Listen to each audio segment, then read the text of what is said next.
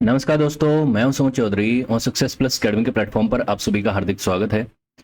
तो दोस्तों, आज के इस वीडियो में हम बात करने वाले हैं the complete history of Tibet के बारे में। तिब्बत का संपूर्ण इतिहास हम इस वीडियो में जानेंगे, from the beginning of prehistoric period to modern period. तो प्री हिस्टोरिक पीरियड जिसे आप कहते हैं पूर्व ऐतिहासिक युग, उसके बाद हम प्राचीन युग, फिर मध्यकालीन युग और आधुनिक युग को समझते हुए तिब्बत के इतिहास की संपूर्ण कहानी को डिस्कस करेंगे।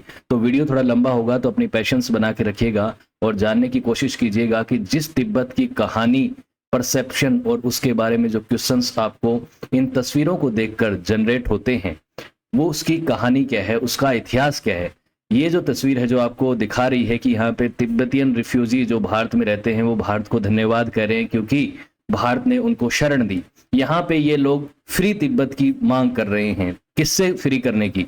चाइना ने जो तिब्बत के ऊपर एनेक्सेशन कर रखा है, ऑक्यूपेशन कर रखा है, उसको हटाने की ये मांग कर रहे हैं, चाइना का विरोध कर रहे हैं। यहाँ पे ये मैप आपको दिखा रहा है कि तिब्बत के जो सेटलमेंट्स हैं, जो रिफ्यूजी सेटलमेंट्स इंडिया, नेपाल और भूटान में हैं, उनकी बात हो रखी है। यहाँ पे आपको तिब्बत के स्पिरिचुअल और पॉलिटिकल लीडर दलाई लामा को दिखाया गया है। दलाई लामा जो कि एक टाइटल है, ना कि नाम है, और ये 14th दलाई लामा है। 14 दलाई लामा, इनसे पहले 13 और दलाई लामा हो चुके हैं। और ये भारत के धर्मशाला जो कि हिमाचल में पड़ता है, वहां से तिब्बत की एग्जाइल गवर्नमेंट को चलाते हैं। गवर्नमेंट इन एग्जाइल, जो कि ये लोग 1959 से भारत भाग के आ गए थे, जब वहां पे एक एंटी चाइनीज अपराइजिंग हुई थी और चाइना के ट्रूप्स ने इन लोगों को वहां से खदेड़ दिया था और ये भाग के भारत में आ गए थे और भारत ने इनको शरण दी थी। तो ये जो कहानी है, कुछ कुछ बातें आप तिब्बत के बारे में जानते होंगे, लेकिन क्या आप संपूर्ण इतिहास नहीं जानना चाहते इस कंट्री का, इन लोगों का जो भारत में रहते हैं, शरणार्थी बने हुए हैं, और इनकी स्थिति को आप देखते हैं तो कई बार आपको लगता है कि ये अलग अलग जगह मार्केट लगाते हैं और इनका खुद का कोई जो घर बार है वो छूट गया है इतने सालों से। तकरीबन हाफ सेंचुरी हो गई है, तकरीबन 50 साल से भी ज्यादा का समय हो गया और ये लोग दर दर भटक रहे हैं बेचारे। तो इनकी कहानी को हम डिस्कस करेंगे। और आज का जो तिब्बत है, जो कि चाइना का एक ऑटोनोमस रीजन है जिसकी राजधानी लहासा है, उसका रफली मैप ये है जो आपको यहाँ पे ब्राउन येलो कलर में नजर आ रहा है। हालांकि ये जो मैप है ये थोड़ा सा एरर से भरा हुआ है, क्योंकि इसमें जो क्षेत्र दिखाए गए हैं ABCD, ये डिस्प्यूटेड टेरिटरी दिखाई गई है, लेकिन ये जो चारों टेरिटरी हैं ये एक्चुअली भारत की टेरिटरी हैं। यहाँ पे C और D को जो है, ये जो क्षेत्र दिखाए गए हैं, इनको चाइना क्लेम करता है। C वाला जो क्षेत्र है ये है अक्साई चीन, जिसके ऊपर चाइना ने साल 1962 के भारत और चीन युद्ध के बाद कैप्चर कर लिया था, ऑक्यूपाई कर लिया था अक्साई चीन को। ए वाला जो क्षेत्र है इसको पाकिस्तान ने इलीगली ऑक्यूपाई कर रखा है, जिसे हम पाकिस्तान ऑक्यूपाइड कश्मीर के नाम से जानते हैं। बी का जो क्षेत्र है वो भारत में ही है, भारत इसे एडमिनिस्ट्रेट करता है। लेकिन ABCD चारों ही क्षेत्रों की अगर हम बात करें तो मैप आप देख लीजिएगा, ये मैप जो है ये सही मैप है। इसमें आपको पूरा कश्मीर और पूरा अरुणाचल प्रदेश भारत का हिस्सा नजर आ रहा है। यही सही मैप है, इसी को आपको मानना है। आगे कोई मैप जब हम स्टडी पर्पज के लिए इस्तेमाल करें और उसमें कोई क्षेत्र जो कि भारत का है और उसे चाइना का बताया जाए, तो उसमें आप ज्यादा परेशान मत होइएगा, उसको आप ज्यादा गंभीरता से मत लीजिएगा, क्योंकि हम सिर्फ स्टडी पर्पज के लिए अलग अलग मैप्स का इस्तेमाल कर रहे हैं।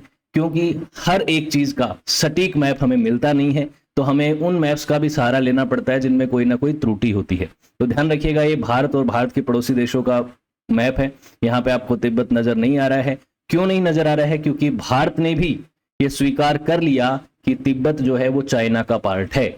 जब भारत और चीन के बीच में समझौते हुए, जैसे पंचशील का समझौता और तमाम जो समझौते हुए, उनमें ये मान लिया गया कि तिब्बत जो है वो चाइना का पार्ट है। हालांकि तिब्बत के जो रिफ्यूजी भारत में रहते हैं वो ये बात नहीं मानते कि तिब्बत चाइना का पार्ट है। क्यों नहीं मानते, वो सब चीजें मैं अभी आपको बताऊंगा। तिब्बत जो है, जो कि एक प्लेट्यू है, हिमालयन माउंटेन्स में एक प्लेट्यू है, और एक अपर लैंड है, टेबल लैंड है, जिसे रूफ ऑफ द वर्ल्ड कहा जाता है। ये एक बुद्धिस्ट टेरिटरी है, एक ऑटोनोमस रीजन है, जो कि आज के समय चाइना से गवर्न करता है। चाइना की पीपल्स रिपब्लिक ऑफ चाइना जो गवर्नमेंट है, वहां की कम्युनिस्ट गवर्नमेंट, वो उसे चलाती है। इसकी राजधानी लहासा है। 12,28,400 स्क्वायर किलोमीटर का क्षेत्रफल है। तकरीबन 36 लाख की इसकी आबादी है। भाषाएं यहाँ पे तिब्बतियन और मैड्रीन बोल जाती है। 70 साल लगभग लाइफ एक्सपेक्टेंसी है यहाँ पे। तो ये जो तिब्बत है, जो साल 1950 से पहले कुछ इस तरीके का नजर आता था, यहाँ पे एक सेपरेट कंट्री के तौर पे नजर आता था, जिसे साल 1950 में पीपल्स रिपब्लिक ऑफ चाइना जो कि 1949 में ही बना था, उसने कैप्चर कर लिया, यहाँ पे अपनी सेना को भेज के इसे चाइना का पार्ट बना दिया। इसका इतिहास क्या है? अब जब आप ये पढ़ते हैं और इसके इतिहास के बारे में जानते हैं, चाइना के पर्सपेक्टिव को जानते हैं, तिब्बतियंस के पर्सपेक्टिव को जानते हैं, तो बहुत सारी चीजें आपके सामने आती हैं। आज का जो तिब्बत ऑटोनोमस रीजन है, जिसकी मैंने अभी आपको फोटो दिखाई, मैप दिखाया, ये जो पार्ट है इससे बहुत बड़ा हिस्सा हुआ करता था पहले का तिब्बत। 3 मेजर पार्ट्स में बटा हुआ था, एक था यूसांग, आमडो और तीसरा था खाम। तो ये जो आज का तिब्बतियन ऑटोनोमस रीजन है वो तो सिर्फ इतना सा है, ये टी सांग वाला जो क्षेत्र है उसे ही ऑटोनॉमी मिली हुई है। बाकी 2 क्षेत्र जो है इन्हें तो चाइना ने ऑटोनॉमी भी नहीं दी है और इनको चाइना के सिचुआन प्रोविंस के अंदर शामिल कर दिया गया। ठीक है, तो ये टी सांग वाला जो क्षेत्र है इसे ऑटोनॉमी मिली, लेकिन पहले 3 क्षेत्रों से मिलकर तिब्बत बना हुआ था और काफी बड़ा क्षेत्र हुआ करता था। अब तिब्बत की जो हिस्ट्री है उसमें कई सारे पीरियड्स आते हैं, बहुत सारे ऐसे पीरियड आते हैं जिसमें तिब्बत फॉरेन इन्फ्लुएंस में रहा, जैसे मंगोलियंस के इन्फ्लुएंस में रहा, बाद में चाइना की जो डायनेस्टीज थी, मिंग डायनेस्टी और किंग डायनेस्टी, उनके इन्फ्लुएंस में रहा, और बीच में कुछ ऐसा पीरियड भी आया, पहले भी और बीच में भी और कुछ समय बाद भी, जिसमें तिब्बत जो है एक इंडिपेंडेंट एंटिटी था, एक इंडिपेंडेंट किंगडम, एम्पायर और अलग कंट्री के तौर पे रहा है एक लंबे समय के लिए। तो उसकी भी हम बात करेंगे। ठीक है, तो चाइना जो है वो तो यही कहता है कि शताब्दियों पहले से तिब्बत जो है वो चाइना का पार्ट रहा है, और वो इस बात की जो अपनी मंशा है उसको दिखाने के लिए और अपने तिब्बत के ऊपर क्लेम को जस्टिफाई करने के लिए इतिहास में कई सारे तोड़ मरोड़ के तथ्यों को पेश करने की भी कोशिश करता है। जैसे कि मिंग डायनेस्टी का जब पीरियड था, मिंग डायनेस्टी जो चाइना के इतिहास की एक बड़ी डायनेस्टी थी, 14th सेंचुरी से 17th सेंचुरी के मिड पीरियड तक उसने रूल किया था। उस समय उन्होंने कहा कि तिब्बत इनका पार्ट हुआ करता था, हालांकि वो बात जो है वो पूरी तरह से सही नहीं है। और उसके बाद उन्होंने कई सारे ऐसे प्रमाण देने की कोशिश करी और ये क्लेम किया कि तिब्बत के ऊपर जो अधिकार है वो चाइना का है।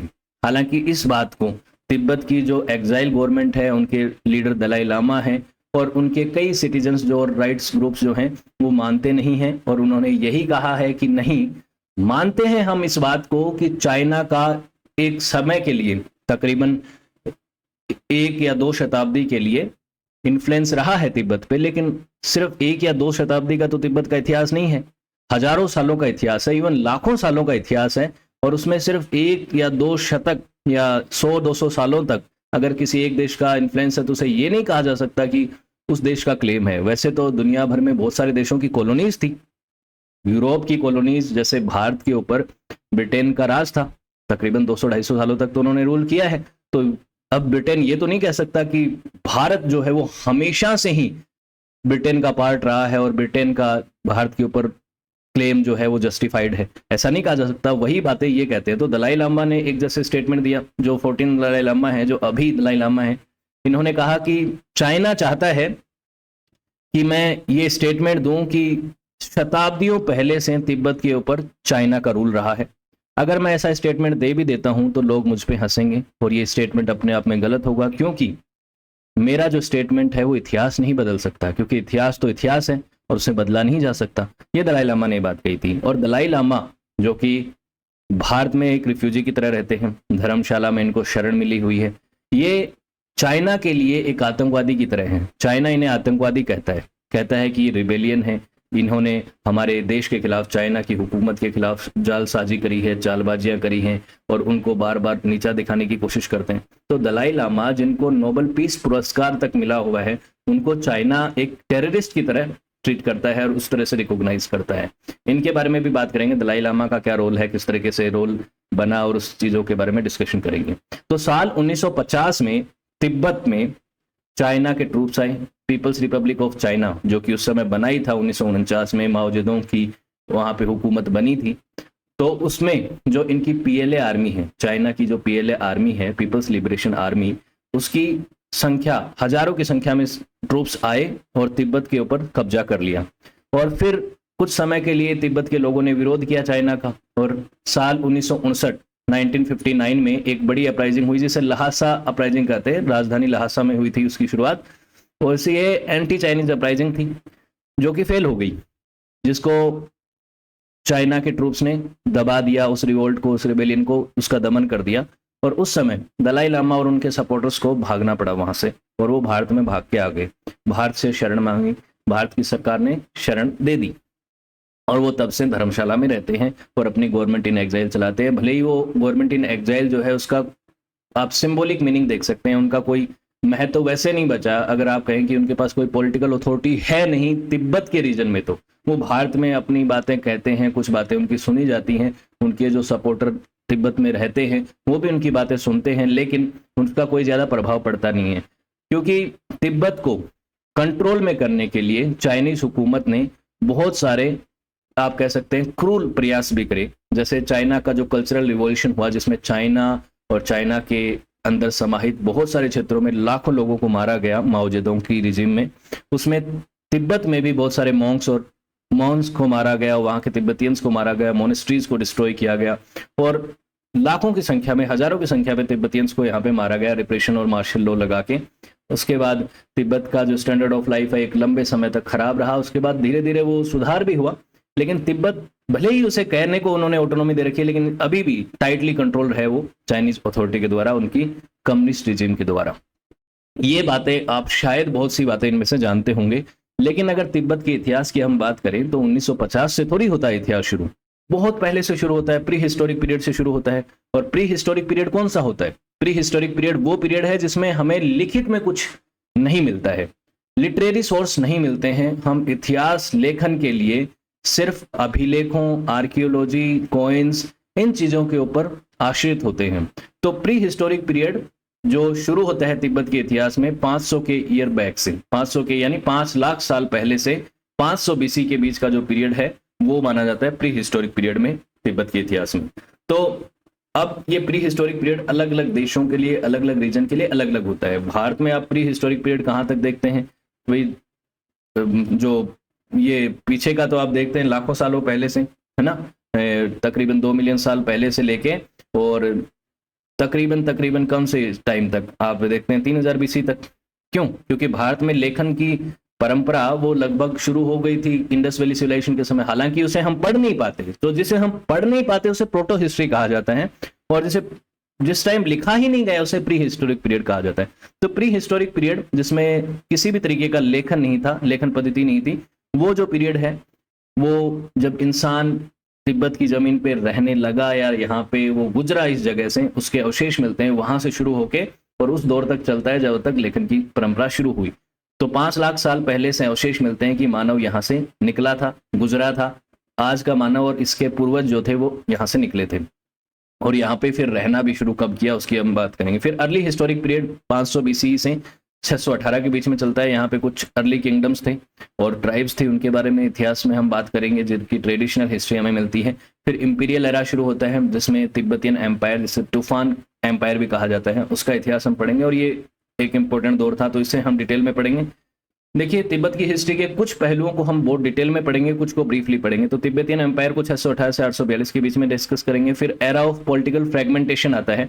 इसमें बेसिकली क्या है, ये एम्पायर जो है तिब्बतियन एम्पायर, इसका तो डिक्लाइन हो जाता है, कोलैप्स हो जाता है ये। तो इसकी जगह जिस क्षेत्र पे इसने रूल किया वो जो क्षेत्र है वो अलग अलग छोटी छोटी डायनेस्टीज में बढ़ जाता है, जैसे सांग, नागरी, नुगुगे, ऐसे किंगडम बन जाते हैं।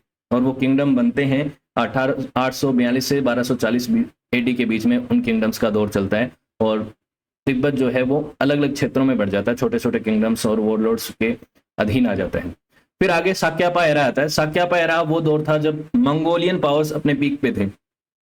मंगोल जो चंगेज खान और उनके वंशज थे, जिन्होंने दुनिया का एक बहुत बड़ा साम्राज्य स्थापित किया था, उस दौर का तो सबसे बड़ा साम्राज्य था वो। तो 1240 से 1365 के बीच में मंगोलियंस ने अपनी इन्फ्लुएंस में यहाँ पे तिब्बतियन जो बुद्धिस्ट लोग थे उनके अधीन साम्राज्य को चलवाया, शासन चलाया। तो यहाँ पे साक्यापा डायनेस्टी आई। साक्यापा बेसिकली ये एक स्कूल ऑफ थॉट थी, बुद्धिस्ट स्कूल ऑफ थॉट थी। यहाँ पे बहुत सारे स्कूल ऑफ थॉट्स थे, तो उनमें से एक साक्यापा थे। साक्यापा पंडिता जिनको कहा जाता था, उनका रूल चला 1365 तक। उसके बाद मंगोल पावर्स जब डिक्लाइन हो गए, मंगोलियंस का एंड हो गया, युआन डायनेस्टी खत्म हो गई, चाइना में भी एंड हो गया, तो एक नया पॉलिटिकल फ्रेगमेंटेशन शुरू हुआ। यहाँ पे बेसिकली मंगोलियंस के लीडरशिप में पहले तो साक्यापा डायनेस्टी मजबूत थी, लेकिन जब मंगोलियन पावर यहाँ से डिक्लाइन कर गई तो साक्यापा का भी पावर जो है वो छिन गया, और उसके बाद कई छोटे छोटे किंगडम आए, कई प्रिंसिपालिटीज आई, और उसके बाद चाइना का इन्फ्लुएंस भी शुरू हो गया, मिंग डायनेस्टी का शुरू हो गया। मिंग डायनेस्टी का लिमिटेड इन्फ्लुएंस था उस समय 1365 से 1642 के बीच में, लेकिन उसके बाद जब 1642 में मिंग डायनेस्टी का अंत होता है तो एक नई डायनेस्टी आती है चाइना में, जिसे कहा जाता है किंग डायनेस्टी, जो कि चीन के इतिहास की आखिरी डायनेस्टी थी। उस समय गैनपेन फोग्रांग एरा आता है। गैनडेन फोग्रांग एरा बेसिकली दलाई लामा का एडमिनिस्ट्रेशन है, उसे कहा जाता है। तो दलाई लामा की जो गवर्नमेंट बनी वो इस दौर में बनी थी, और यहाँ पे किंग डायनेस्टी का भी थोड़ा सा कंट्रोल था शुरुआती समय में। युआन डायनेस्टी जो चाइना में तो खत्म हो गई थी, लेकिन जो मंगोलिया वाले क्षेत्र में बचे हुए थे उनका कहीं ना कहीं इन्फ्लुएंस अभी भी तिब्बत पे था। लेकिन बाद में वो दौर जो है वो खत्म हो गया और किंग डायनेस्टी का प्रभाव ज़्यादा बढ़ गया। तो किंग डायनेस्टी का दौर आया, फिर ब्रिटेन और रशिया ने भी कहीं ना कहीं तिब्बत को कंट्रोल करने की कोशिश करी, और चाइना को भी उन्होंने कुछ लड़ाइयों में हरा दिया था। तो उसकी वजह से तिब्बत जो है वो एक ऐसा रीजन बन गया जिसके ऊपर बहुत से लोग कंट्रोल करना चाहते थे। तो ये 1912 तक का जो दौर था उसमें ये सब चीज़ें चली। फिर 1911-12 में एक क्रांति होती है और चाइना में रिपब्लिक ऑफ चाइना का एस्टेब्लिशमेंट होता है और डायनेस्टी ऑर्डर खत्म हो जाता है। तो यहाँ पे उस दौर में तिब्बत जो है वो इंडिपेंडेंट हो जाता है। तो 1912 से 1950-51 तक तिब्बत जो है वो इंडिपेंडेंट रहता है। और उस दौरान चाइना में सिविल वॉर, चाइना के ऊपर जापान का इन्वेजन, ये तमाम घटनाएं होती हैं। तो चाइना जो है वो अपने ही इश्यूओं को नहीं संभाल पाता, तो तिब्बत को कहाँ से कंट्रोल करेगा। तो तिब्बत उस समय इंडिपेंडेंट था। लेकिन उसके बाद जब सिविल वॉर खत्म हो जाता है, कम्युनिस्ट पार्टी जीत जाती है चाइना की, और उसके बाद माओ जेडोंग की रिजीम आती है, तो चाइना ने साल 1950 में तिब्बत का एनेक्सेशन कर दिया, और उसके बाद तब से अभी तक चाइना के ही कंट्रोल में है तिब्बत। ये जो है टाइमलाइन हो गई तिब्बत के इतिहास की। अब इसे हम डिटेल में डिस्कस करेंगे। तो ये है तिब्बत। इसके रीजन्स को देख लीजिएगा, अलग अलग रीजन जो पॉलिटिकल मैप है ये दिखा रहे हैं यहाँ पे। लहासा राजधानी है, नगारी, ये अलग अलग क्षेत्र आपको नजर आ रहे हैं। पहले इनके अलग अलग नाम थे, लेकिन आज के समय इस तरह से इनको देखा जाता है। प्री हिस्टोरिक पीरियड की बात करते हैं, वो दौर जिसमें इतिहास को हम समझने के लिए आर्कियोलॉजी का ही सारा मेनली लेते हैं, क्योंकि लिखित में तो हमें कोई प्रमाण मिलते नहीं। तो आर्कियोलॉजिकल डेटा जो है वो ये सजेस्ट करता है कि आर्काइक ह्यूमंस जो है, आर्काइक ह्यूमन यानी जो आज का होमोसेपियन है उसकी बात नहीं कर रहे। होमोसेपियन का मैप आप देख रहे हैं, तो जो आउट ऑफ अफ्रीका थ्योरी है वो क्या कहती है कि अफ्रीका से निकल के होमोसेपियंस जो हैं वो अलग अलग दिशाओं में कैसे निकले भारत में, जैसे 70,000 साल पहले पहुंच गए थे और अलग अलग जगह पहुंच गए थे ये। तो तकरीबन यहाँ पे भी पहुंचे ही थे ये, तिब्बतियन क्षेत्रों में भी पहुंचे थे। हालांकि तिब्बतियन जो क्षेत्र है वो कुछ मुश्किल एरिया है, रिमोट एरिया है, माउंटेन्स और प्लेट्यू वाला क्षेत्र है, तो वहां पे मानव को पहुंचने में समय लगा। लेकिन जो आर्काइक ह्यूमन है, इससे पहले भी तो ह्यूमन बींग्स होते थे। होमोसेपियन से पहले होमो इरेक्टस, नियांदरथल, डेनिसोवन, ये कई तरीके के ह्यूमन बींग्स हुआ करते थे जो बाद में खत्म हो गए, एक्सटेंड कर गई वो जो प्रजातियां थी। तो ये प्रजातियां भी यहाँ पे आई थी और उनके बारे में पता चलता है कि तकरीबन 500 मिलियन ईयर एगो, यानी कि 5 लाख साल पहले यहाँ से ये कुछ आर्किक ह्यूमंस जो है वो पास थ्रू हुए थे, यहाँ से वो गुजरे थे। और उनके इंप्रेशंस मिलते हैं बाद में, हैंड्स और फीट के इंप्रेशंस मिलते हैं, जो पता चलता है कि 1,70,000 साल से 2,26,000 साल पहले के तकरीबन तिब्बतियन प्लेट्यू में जो ह्यूमन बींग्स हैं उनके हमें कुछ ऐसे अवशेष मिलते हैं कि वो यहाँ से कुछ समय के लिए ही रहे हों। तो वो यहाँ से रहे हैं, क्योंकि उस समय तो आप जानते हैं कि आदि मानव जो था वो तो घुमक्कड़ था, नोमैडिक था। वो एक जगह रुकता नहीं था, एक जगह से दूसरी जगह ट्रेवल करता रहता था, क्योंकि उन्हें शिकार करना होता था और शिकार जहाँ होता मिलता था वहीं पे वो ट्रेवल करते जाते थे। अगर बात आती है मॉडर्न ह्यूमन बींग्स की, जो आज का इंसान है, आज का जो ह्यूमन बींग है, जैसे होमोसेपियन कहते हैं, आप होमोसेपियन कहते हैं, वो तकरीबन 21,000 साल पहले यहाँ पे रहना शुरू हुआ था। रहना उसने शुरू किया था, एक जगह से दूसरी जगह उस समय पे भी ट्रेवल तो करता था, लेकिन इस क्षेत्र में मेनली वो रहना शुरू हुआ। उसके बाद तकरीबन 3,000 साल पहले, अभी से 3,000 साल पहले हमें ये भी पता चलता है कि जो नॉर्दर्न चाइना में भी कुछ लोग रहते थे, वो भी इस तरफ मूव करे थे, तिब्बत की तरफ आए थे वो, और तिब्बत की तरफ आके रहना शुरू हुए थे। तो उन्होंने यहाँ की ओरिजिनल जो पॉपुलेशन थी उसको रिप्लेस किया था और वो यहाँ पे रहना शुरू हुए। आप जानते हैं कि इतिहास में ये चीज़ें तो आप डिस्कस करते ही हैं, बहुत बार जानते हैं कि एक जगह कोई पहले से कोई लोग रह रहे हैं, मान लीजिए वहाँ पे दूसरे लोग आए, तो यहाँ पे जो रह रहे थे वो अगर कमज़ोर थे तो उनको दूसरी जगह में रिप्लेस होना पड़ेगा, दूसरी जगह उनको जाना पड़ेगा, और यहाँ पे जो जगह थी उन पे वो जो ताकतवर लोग आए उनका कैप्चर हो जाएगा, वो कब्जा कर लेंगे उस जगह पे। तो ये जो चीजें हैं ये तो इतिहास में आप देखते आते ही हैं, बहुत सी चीजें आपने डिस्कस करी होंगी, पढ़ी होंगी, ठीक है।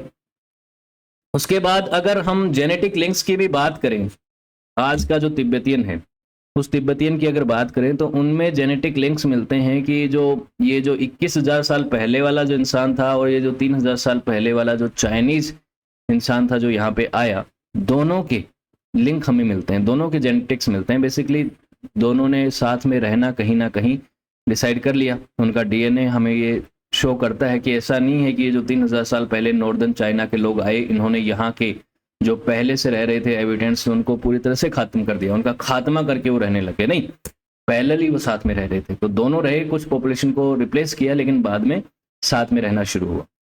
उसके बाद अगर हम बात करें इस दौर के लोगों की जीवन शैली की, तो हमें बहुत ज़्यादा इन्फॉर्मेशन तो नहीं मिलती, क्योंकि लिखित में प्रमाण है नहीं, एरिया हाई और रिमोट एरिया है, तो आर्कियोलॉजी की स्टडी भी बहुत मुश्किल है। आर्कियोलॉजी के लिए भी खुदाई करना चुनौती भरा काम होता है हिमालयन माउंटेन्स के प्लेट्यू में। तो यहाँ पे हमें कुछ ऐसी चीज़ें मिलती हैं, कुछ मेगालिथ्स मिलते हैं, लार्ज स्टोन मोन्यूमेंट्स मिलते हैं मेगालिथ के इस तरीके के, जो कि भारत के डेक्कन में भी मिलते हैं, उसी तरीके के कुछ यहाँ पे मिलते हैं, जिनसे हम ये तकाजा लगाते हैं, ये अंदाजा लगाते हैं कि एंसेस्टर वर्शिप करते होंगे ये लोग, यानी अपने पूर्वजों की पूजा करते होंगे। और वहाँ से हमें ये भी पता चलता है कि ये जो इस दौर की आयरन एज थी, वहाँ पे कुछ हिल फोर्ट्स और ब्यूरियल साइट्स भी हमें मिलती हैं, जिससे हमें पता चलता है कि ये ब्यूरियल्स किस तरीके से करते थे, किस तरीके की इनकी लाइफस्टाइल रही होगी। तो ये तो हो गया इनका pre historic era. Pre historic era में ज़्यादा कुछ हम नहीं जान पाते हैं तिब्बतियंस के बारे में, क्योंकि आर्कियोलॉजी की स्टडी बहुत मुश्किल है इस क्षेत्र में, ये इस तरीके का रिमोट एरिया है। अब अर्ली हिस्टोरिक पीरियड की बात करते हैं, 500 BC से 618 के बीच में। तो यहाँ पे कुछ किंगडम्स की हम बात करेंगे। तो एक हिस्टोरियन, एक स्कॉलर हैं नामखाई नोरबू, ये तिब्बतियन और मंगोलियन लैंग्वेज और लिटरेचर के अच्छे जानकार हैं। नेपल्स ईस्टर्न यूनिवर्सिटी में ये प्रोफेसर भी हैं।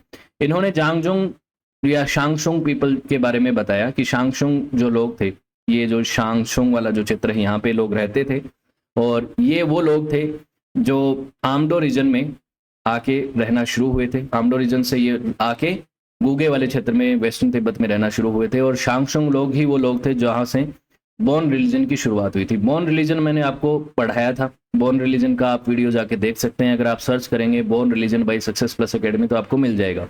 इसे तिब्बती स्वदेशी बौद्ध धर्म कहा जाता है। क्यों? क्योंकि इसकी जो टीचिंग्स हैं और इसकी जो चीज़ें हैं रिलीजन में, जो ट्रेडिशन और रिचुअल्स वगैरह है, वो गौतम बुद्धा की टीचिंग्स यानी बुद्धिज्म के साथ इंटरलिंक्ड हो गई, मिक्सअप हो गई, और उसके बाद बुद्धिज्म और बौद्ध रिलीजन एक दूसरे में घुल मिल गया तिब्बत में, इसलिए इसे तिब्बत का बौद्ध धर्म कहा जाता है। ध्यान रखिएगा इसे। तो ये बौद्ध रिलीजन है, हालांकि बौद्ध धर्म से भी पहले इसकी शुरुआत हो चुकी थी, क्योंकि गौतम बुद्धा का जो जन्म होता है तकरीबन 6ठी शताब्दी ईसा पूर्व में, उससे भी 500 साल पहले तकरीबन 11वीं शताब्दी में ईसा पूर्व में लॉर्ड शेनगॉम मीवो नाम के एक सेमी लेजेंडरी फिगर हुए हैं तिब्बत में, जिन्होंने वहां के प्रीमिटिव एनिमिस्टिक रिलीजन को रिफॉर्म किया था। एनिमिस्टिक रिलीजन क्या होता है? एनिमिस्टिक रिलीजन वो होता है जिसमें लोग क्या करते हैं, पहाड़ पत्थर पूजा, नेचर, पहाड़ पत्थर पेड़, ये जो नेचर के जो एलिमेंट्स हैं इनकी पूजा करते हैं, एंसेस्टर्स की पूजा करते हैं। तो एनिमिस्टिक रिलीजन था, उसको सुधार किया था, उसमें कुछ रिफॉर्म्स किए थे और एक नया रिलीजन एस्टेब्लिश किया था, जिसे आप कह सकते हैं तिब्बतियन बॉर्न रिलीजन। तो ये जो रिलीजन है जिसके बारे में मैं आपको पढ़ा चुका हूँ, वो रिलीजन का वीडियो आप सेपरेटली देख लीजिएगा अगर आपका इंटरेस्ट हो तो ये जो रिलीजन है ये बाद में बुद्धिज्म से इन्फ्लुएंस हुआ, लेकिन उसकी शुरुआत पहले से हो चुकी थी। तो इस बॉर्न रिलीजन के जो सोर्सेज हैं, बॉर्न सोर्सेज जिनको कहा जाता है, उनसे हमें पता चलता है कि ये जो शांगजुंग किंगडम था, जिसके 18 राजा जो थे, शांगशुंग या जांगजुंग इस तरह से लिखा जाता है, एस या जेड कोई भी चीज इस्तेमाल की जाती है, दोनों तरीके से लिखा जाता है। इसमें 18 राजा हुए हैं जो नायत्री सेनपो से पहले थे। नायत्री सेनपो के बारे में हमें इंफॉर्मेशन मिलती है डिटेल में, लेकिन बाकी जो 18 पहले के राजा थे उनके बारे में हमें ज्यादा इंफॉर्मेशन मिलती नहीं है। और लेकिन ये जो बोनपो सोर्सेज हैं, जो कि रिलीजियस टेक्स्ट हैं, वो ये बताते हैं कि पहले जो राजा थे इस शांगशुंग के, वो थे टिवोर शेरगी जागजेन, और ये पहले शांगशुंग किंग थे। ठीक है, तो ये जो हिस्ट्री हमें मिलती है इन राजाओं के बारे में, ये बहुत आप कह सकते हैं कि कहानियों में मिलती है, रिलीजियस टेक्स्ट में मिलती है, इनकी फोकलोर्स में मिलती है, फोकलोर्स और कहानियों गीतों में मिलती है, जो लोकल सॉन्ग्स हैं इनके, उनसे पता चलती है। इनके बारे में भी हमें डिटेल में कोई टेक्स्ट मिलता नहीं है। इस दौरान ही देखिए शांगशोंग वाले क्षेत्र के समय में आपको एक और चीज दिखाता हूँ। यहाँ पे है एक यारलुंग वैली। यारलुंग वैली में भी एक किंगडम जो है उसका राइज हो रहा था, जिसे यारलुंग डायनेस्टी या यारलुंग किंगडम कहा जाता है। तो शांगशोंग का जो दबदबा है वो पहले ज्यादा था, और यहाँ पे तिब्बत इसे लिखा गया है, लेकिन यहाँ पे यारलुंग, बेसिकली तिब्बत यहीं से शुरू हुआ, तो यारलुंग डायनेस्टी यहाँ पे थी। वैसे तिब्बत तो ये सारा ही है, तो यारलुंग और शांगशोंग का दौर था ये, ठीक है। तो 1st सेंचुरी BCE में एक नया किंगडम जो है यारलुंग वैली में अपीयर होता है, और यारलुंग किंग जो है जिनका नाम था ड्रेगोम सेनपो, इन्होंने कोशिश करी थी कि ये शांगशुंग के इन्फ्लुएंस को कम करें, और जो बॉन प्रीस्ट हैं, बॉन रिलीजन के जो प्रीस्ट हैं, उनको यहाँ से भगाने के लिए यारलुंग वैली से इनको भगा दिया था। यहाँ पे बॉन रिलीजन के कुछ प्रीस्ट आए थे, उनको यहाँ से भगा दिया था ताकि वो शांगशुंग के इन्फ्लुएंस को कम कर सकें इस क्षेत्र में। लेकिन उनको ज्यादा सफलता हासिल हुई नहीं। इन सेनपो को असेसिनेट कर दिया गया। ड्रेगोम सेनपो जो कि यारलुंग किंग थे, उनको असेसिनेट कर दिया गया, और उसके बाद शांगजोंग जो किंगडम था उसका कंटिन्यूसली डोमिनेंस रहा इस क्षेत्र में। आगे चल के सोंगस्टेन गैम्पो नाम के एक तिब्बतियन किंग थे, उनके दौर में, ये कहाँ से थे, ये भी यारलुंग से ही थे, सोंगस्टेन गैम्पो। इनके समय पे जब तिब्बतियन किंगडम, जो यारलुंग डायनेस्टी थी, वो तिब्बतियन एम्पायर बन चुकी थी, तब जाके इस शांगशुंग किंगडम का खात्मा हुआ और इसका अंत हुआ। उसकी जगह कौन सा आगे एम्पायर बना, वो था तिब्बतियन एम्पायर। एक चीज ध्यान रखिएगा, मैं आपसे पहले ही बता देता हूं कि कई तिब्बतियन शब्द ऐसे होते हैं, चाइनीज शब्द ऐसे होते हैं जिनका प्रोनाउंसिएशन मुझे नहीं आता। इवन कभी इंग्लिश के शब्दों में भी प्रोनाउंसिएशन में गड़बड़ हो जाती है, तो उस चीज का मैं आपसे पहले से ही क्षमा मांगता हूँ। ध्यान रखिएगा कि ये जो शब्द है इसे आप किस तरह से प्रोनाउंस करते हैं, शांगशुंग, जांगजोंग, जो भी आप बोलते हैं, वो आप अपने हिसाब से देख लीजिएगा। अब तिब्बतियन ट्राइब्स के बारे में हमें चाइना के कुछ सोर्सेज से भी पता चलता है। तिब्बतियन ट्राइब्स 108 AD के अराउंड एक ट्राइब थी, कियांग, जो चाइनीज सोर्स कहते हैं, कियांग नाम की एक ट्राइब थी, जिनको आप आज के समय ये कह सकते हैं कि ये ट्राइब मोस्टली या मेजरली आप कह सकते हैं कि मॉडर्न तिब्बतियंस की एंसेस्टर रही होगी, यानी इनके पूर्वज रहे होंगे, जो कि नोमैडिक रहते थे और ये इस साउथ वेस्ट वाले क्षेत्र में रहते थे। इन्होंने चाइना की एक आउटपोस्ट जो कि गंसू में थी उसके ऊपर इन्वेजन किया था, अटैक किया था, जो कि सिल्क रूट का पार्ट हुआ करता था। इनका रीजन क्या था कि सिल्क रूट को कैप्चर करना। तो ये अगर बात हो रही है 2nd सेंचुरी AD की, 2nd सेंचुरी AD में यहाँ पे कौन सा राजवंश था चाइना में? हैन राजवंश, हैन डायनेस्टी, जो कि पहले की चिन डायनेस्टी के बाद यहाँ पे आई थी। 200 BC से 200 AD के बीच में तकरीबन ये थी, 220 से 220 AD के बीच में। मैं इसको पढ़ा चुका हूँ चाइना के इतिहास में आपको। तो हैन डायनेस्टी के समय पे यहाँ पे दिख रहे हैं आपको तिब्बतियन नोमैड्स नजर आ रहे हैं। इन्होंने यहाँ पे अटैक किया था इनके जो सिल्क रूट वाले क्षेत्रों के ऊपर, उन कुछ पोस्ट्स के ऊपर अटैक किया था। ये बात हमें चाइनीज जो टेक्स्ट हैं उनसे पता चलती है, और ये पता चलती है कि लियान किन नाम के एक चाइनीज जर्नल थे, उन्होंने इस इन्वेजन का सामना किया था और उन्होंने इन नोमैडिक तिब्बतियंस को हराया था, बैकफुट पे धकेला था। उसके बाद पता चलती है कि 168-69 में, 168-169 में भी एक और इन्वेजन हुआ था जिसको चाइनीज जनरल डुआल गोंग ने फेस किया था और उन्होंने इन नोमैडिक्स को डिफेंड किया था, डिफीट किया था। ये बात पता चलती है। वो इन लोगों को क्या कहते थे, कहाँ के लोग मानते थे चाइनीज रिकॉर्ड्स? वो कहते थे कि फू स्टेट है, फू स्टेट। ये जो तिब्बतियन नोमैड्स है इसको वो क्या कहते थे? फू स्टेट। तो चाइना के जो सोर्सेज हैं वो इन तिब्बतियंस को फू स्टेट कहते हैं, और फू को अगर प्रोनाउंस किया जाए तो वहां पे बोर्ड बोला जाता था। फू ये लिखा तो ऐसे जाता है, लेकिन बोर्ड का बेसिकली आज का जो तिब्बत है उसे भी बोर्ड, दूसरा नाम जो उसे क्या कहा जाता है, तिब्बत का मतलब बोर्ड नाम से चाइना में इसे कहा जाता है। तो ये जो बोर्ड वाला जो क्षेत्र है इसके बारे में इन्होंने कुछ इन्फॉर्मेशन बताई थी कि ये चाइना के सिवाचुन प्रोविंस से तकरीबन 2000 माइल की डिस्टेंस पे है, और इस तरीके की बातें इन्होंने कही थी। ठीक है, तो इससे हमें पता चलता है कि ये तिब्बत की ट्राइब्स के बारे में बात हो रही थी।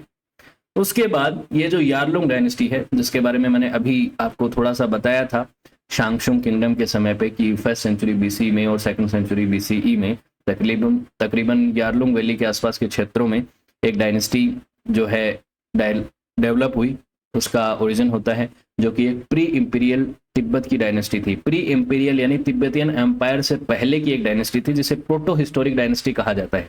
इस डायनेस्टी के बारे में जो हमें इंफॉर्मेशन मिलती है वो फैक्चुअल कम है और मिथिकल ज्यादा है, माइथोलॉजिकल ज्यादा है। क्यों? क्योंकि हमें सफिशिएंट एविडेंस नहीं मिलते इनके बारे में, ज्यादा इंफॉर्मेशन नहीं मिलती इनके बारे में। जो इंफॉर्मेशन मिलती है वो इनकी मिथिकल कहानियों से, इनकी फोकलेयर से और इन तरीके की चीजों से पता चलती है कि यारलुंग वैली में कोई किंगडम था। ठीक है, तो तकरीबन 95 बीसी से, फर्स्ट सेंचुरी बीसी से, और इससे भी थोड़ा पहले कहीं कहीं मेंशन मिलता है कि सेकंड सेंचुरी बीसी से, साउथ ईस्ट तिब्बतियन प्लेट्यू के यारलुंग, कोंगपो, न्यागपो और पोवो वाले क्षेत्र में एक डायनेस्टी थी। और ये जो डायनेस्टी है इसके बारे में लोकल फोकलेयर्स और माइथोलॉजी में हमें पता चलता है। इसमें ये कहा जाता है कि ये वो जो डायनेस्टी थी, यारलुंग डायनेस्टी, इसको इस चीज का क्रेडिट मिलना चाहिए कि इसने तिब्बत की सभी ट्राइब्स को, बहुत सारी ट्राइब्स को यूनिफाइड किया और तिब्बत के रीजन को यूनिफाइड किया। और इस यूनिफिकेशन ने आगे चल के तिब्बतियन एम्पायर के क्रिएशन के लिए एक ग्राउंड वर्क को तैयार किया। बेसिकली तिब्बतियन एम्पायर जो बना उसका सबसे बड़ा रीजन क्या था? यारलुंग डायनेस्टी ने जब एक एक करके अपने साम्राज्य का विस्तार किया, किंगडम्स को मजबूत किया और सभी जो ट्राइब्स थी उनको एकजुट किया। इसमें हमें पता चलता है कहानियों के माध्यम से कि ट्रेडिशनली 42 किंग हुए, 42 राजा हुए हैं यारलुंग डायनेस्टी के, जिसमें कितने रियल हैं कितने मिथिकल हैं हम इस चीज के बारे में प्रमाणित तौर पे नहीं कह सकते। इतिहासकार इसको अभी तक प्रमाणित नहीं कर पाए हैं कि कितने राजा जो हुए हैं वो सही में थे या कितने नहीं थे। नैत्री सेनपो, जिनको पहला राजा कहा जाता है, नैत्री सेनपो से भी पहले क्या कहा जाता था? शांगशुंग किंगडम में 18 राजा हुए। तो नैत्री सेनपो जो हैं, इनके 6 इमीडिएट सक्सेसर जो थे उनको कहा जाता है कि वो सीधा हेवन चले गए थे, सीधा हेवन चले गए थे। तो बेसिकली जो सीधा हेवन चला गया तो उस व्यक्ति का तो कोई क्या कह सकते हैं, टॉम नहीं बनाया जाएगा, क्योंकि उसे तो दफनाया ही नहीं जाएगा, उसे उसका कोई अंतिम संस्कार नहीं हुआ, तो वो सीधा स्वर्ग चला गया, तो उसके कोई टॉम नहीं बनेंगे, उसके कोई मकबरे नहीं होंगे। तो इनके मकबरे नहीं मिलते पहले 7 राजाओं के, नैत्री सेनपो और उनके 6 इमीडिएट सक्सेसर्स के। जो 8वें राजा हुए डिगोम सेनपो, उनके बारे में पता चलता है कि उनका एक टॉम्ब मिलता है कोंगपो युसांग वाले क्षेत्र में। और ये डिगुम सेनपो कौन थे? जिन्होंने क्या किया था? जांगजोंग डायनेस्टी जो थी उसके ऊपर, जांगजोंग किंगडम के ऊपर एक बार इन्फ्लुएंस कम करने की कोशिश करी थी, मैंने ये पहले आपको बताया। अब ये जो यारलुंग डायनेस्टी है, इस यारलुंग डायनेस्टी के बारे में जो पहला आउट ऑफ एशिया मेंशन मिलता है वो मिलता है क्लाउडियस टोलेमी की बुक जियोग्राफी से। क्लाउडियस टोलेमी के बारे में मैं इनकी बायोग्राफी कवर करा चुका हूँ, आप वीडियो जरूर देखिएगा। एक बहुत ही बड़े मैथमेटिशियन, जियोग्राफर, एस्ट्रोनॉमर और एस्ट्रोलॉजर थे जिन्होंने जियोग्राफी नाम की किताब लिखी थी। अलेक्जेंड्रिया से थे, इजिप्ट से थे बेसिकली। तो इन्होंने यारलुंग डायनेस्टी के बारे में लिखा कि एक बटाई नाम की कंट्री है, बटाई। ये जो बटाई है ये तिब्बतियन वर्ड बोर्ड को कन्वर्ट करके इन्होंने लिखा है। ठीक है, तो ये first century AD, second century AD के बीच के एक इंपॉर्टेंट जियोग्राफर थे जिन्होंने इस बारे में बातचीत करी। वर्ल्ड मैप वगैरह भी उस समय का इन्होंने बनाया था और उस समय इन्होंने तिब्बत के बारे में जब बात की तो यहाँ के लोगों को बटाई कंट्री के लोग बताया। आगे चल के यारलुंग किंग जो हैं उन्होंने धीरे धीरे करके अपने किंगडम का विस्तार करना शुरू किया और तकरीबन 6वीं शताब्दी में, अब मैं आपको थोड़ा सा मैप भी दिखा देता हूँ कि जो तिब्बतियन एम्पायर है, ये एम्पायर तो बाद में बना, यारलुंग वैली में यहाँ छोटा छोटा किंगडम बना था, वो किंगडम जो है वो विस्तारित होता गया, उसके बाद में एम्पायर बना। ये बात मैं बेसिकली कह रहा हूँ। तो नामरी सोंगस्टेन नाम के एक राजा थे जिन्होंने 570 से 629 या 618 के बीच में रूल किया। ये 32वें राजा माने जाते हैं यारलुंग डायनेस्टी के। इन्होंने अपने साम्राज्य का विस्तार काफी हद तक किया, काफी इन्होंने क्षेत्र को कैप्चर कर लिया, लहासा के आसपास के क्षेत्र और जो झांगजुंग वाला जो क्षेत्र है उसे पूरी तरह से कैप्चर कर लिया, जिसकी वजह से यारलुंग किंगडम जो है वो एक अब एम्पायर में तब्दील हो चुका था, जिसे तिब्बतियन एम्पायर या तूफान एम्पायर कहा जाता था। चाइना में से तूफान एम्पायर कहा जाता था और इधर ये तिब्बतियन एम्पायर कहा जाता था। इसका जो इन्फ्लुएंस है वो दिखाया गया है इस मैप में। क्षेत्र जो है वो हो सकता है कि इतना ही रहा हो, क्योंकि इवन अगेन मैं आपको ये बात बोल रहा हूँ कि मैप जो है, कोई भी मैप जो बनाया जाता है यहाँ पे वो एग्जैक्ट एक्यूरेट नहीं होता। बहुत सारा क्षेत्र जो है यहाँ पे आपको यहाँ पे दिखा रखा है कि बांग्लादेश तक का जो क्षेत्र है वो दिखा रखा है कि इनके दबाव में था या इनके कंट्रोल में था, बंगाल वाला। तो ऐसा तो नहीं था, लेकिन काफी क्षेत्र इनके तिब्बतियन प्लेट्यू वाला कंट्रोल में था। यहाँ पे देखिए बहुत सारा क्षेत्र आपको दिखाया गया कि पाटलिपुत्र वाला भी जो है वो क्षेत्र इनके इन्फ्लुएंस में दिखा रखा है। तो ये मैप जो है इसमें कई दिक्कतें हैं। यहाँ पे पाल एम्पायर हुआ करता था, गुज्जर प्रतिहार था, यहाँ पे राष्ट्रकूट और बाद में चालुक्य, ये सब किंगडम थे। ये तिब्बतियन एम्पायर को बताया गया है कि 600 के आसपास ये यूनाइटेड हुआ, फिर इसका रैपिड एक्सपांशन हुआ 650 से 700 एडी के बीच में, फिर 850 में इसका कोलैप्स हो गया। इधर चाइना का कौन सा किंगडम था उस समय, टैंग किंगडम या टैंग डायनेस्टी उस समय रूल करती थी। तो नामरी सोंगस्टेन ने 2 एम्बेसीज भी भेजी थी चाइना में 608 609 में, जिससे ये पता चलता है कि इंटरनेशनल सीन्स में भी इस समय तिब्बत आ गया था और तिब्बतियन एम्पायर ने अपनी नाम को दर्ज करा दिया था। चाइनीज हिस्टोरियंस भी अब इसे लिखने लग गए थे, तिब्बत टूबो या तूफान एम्पायर के नाम से उन्होंने इसको लिखना शुरू किया था। तो टूबो किंगडम भी कहा जाता है इसे, तूफान एम्पायर भी कहा जाता है, तिब्बतियन एम्पायर भी कहा जाता है, ध्यान रखिएगा। ट्रेडिशनल तिब्बतियन हिस्ट्री जो है उसने कई सारे राजाओं की बात करी है इसमें तिब्बतियन एम्पायर में, लेकिन हमें 7वीं शताब्दी से 11वीं शताब्दी के बीच में कई राजाओं का मेंशन चाइनीज हिस्ट्री में भी पता चलता है। सोंगस्टेन गाम्पो, ट्रिस्टोन डेसन और राल्फकान जो हैं वो सबसे इंपॉर्टेंट राजा हुए हैं। ये 3 राजा हुए हैं जिनको 3 रिलीजियस किंग कहा जाता है। इनके बारे में अभी मैं थोड़े से आपसे डिस्कशन करूंगा, जिनके बारे में पता चलता है कि सोंगस्टेन गाम्पो जो है वो पहले ग्रेट राजा थे, फर्स्ट ग्रेट एम्परर थे, जिन्होंने तिब्बत को एक्सपेंड किया लहासा और यारलुंग वैली से भी बाहर, और बुद्धिज्म को भी वो तिब्बत में लेके आए। तिब्बत में बुद्धिज्म का इंट्रोडक्शन किसने करवाया? सोंगस्टेन गाम्पो ने। अब बुद्धिज्म आप जानते हैं कि भारत और नेपाल में उस समय काफी फैल चुका था, और काफी शुरुआत कहाँ से हुई? नेपाल में गौतम बुद्धा का जन्म हुआ, भारत में उन्होंने अपने शुरुआती सरमन दिए, तो नेपाल और भारत में था। लेकिन उसके बाद बुद्धिज्म काफी फैल चुका था, बुद्धिज्म नेपाल तक पहुंच चुका था इस समय।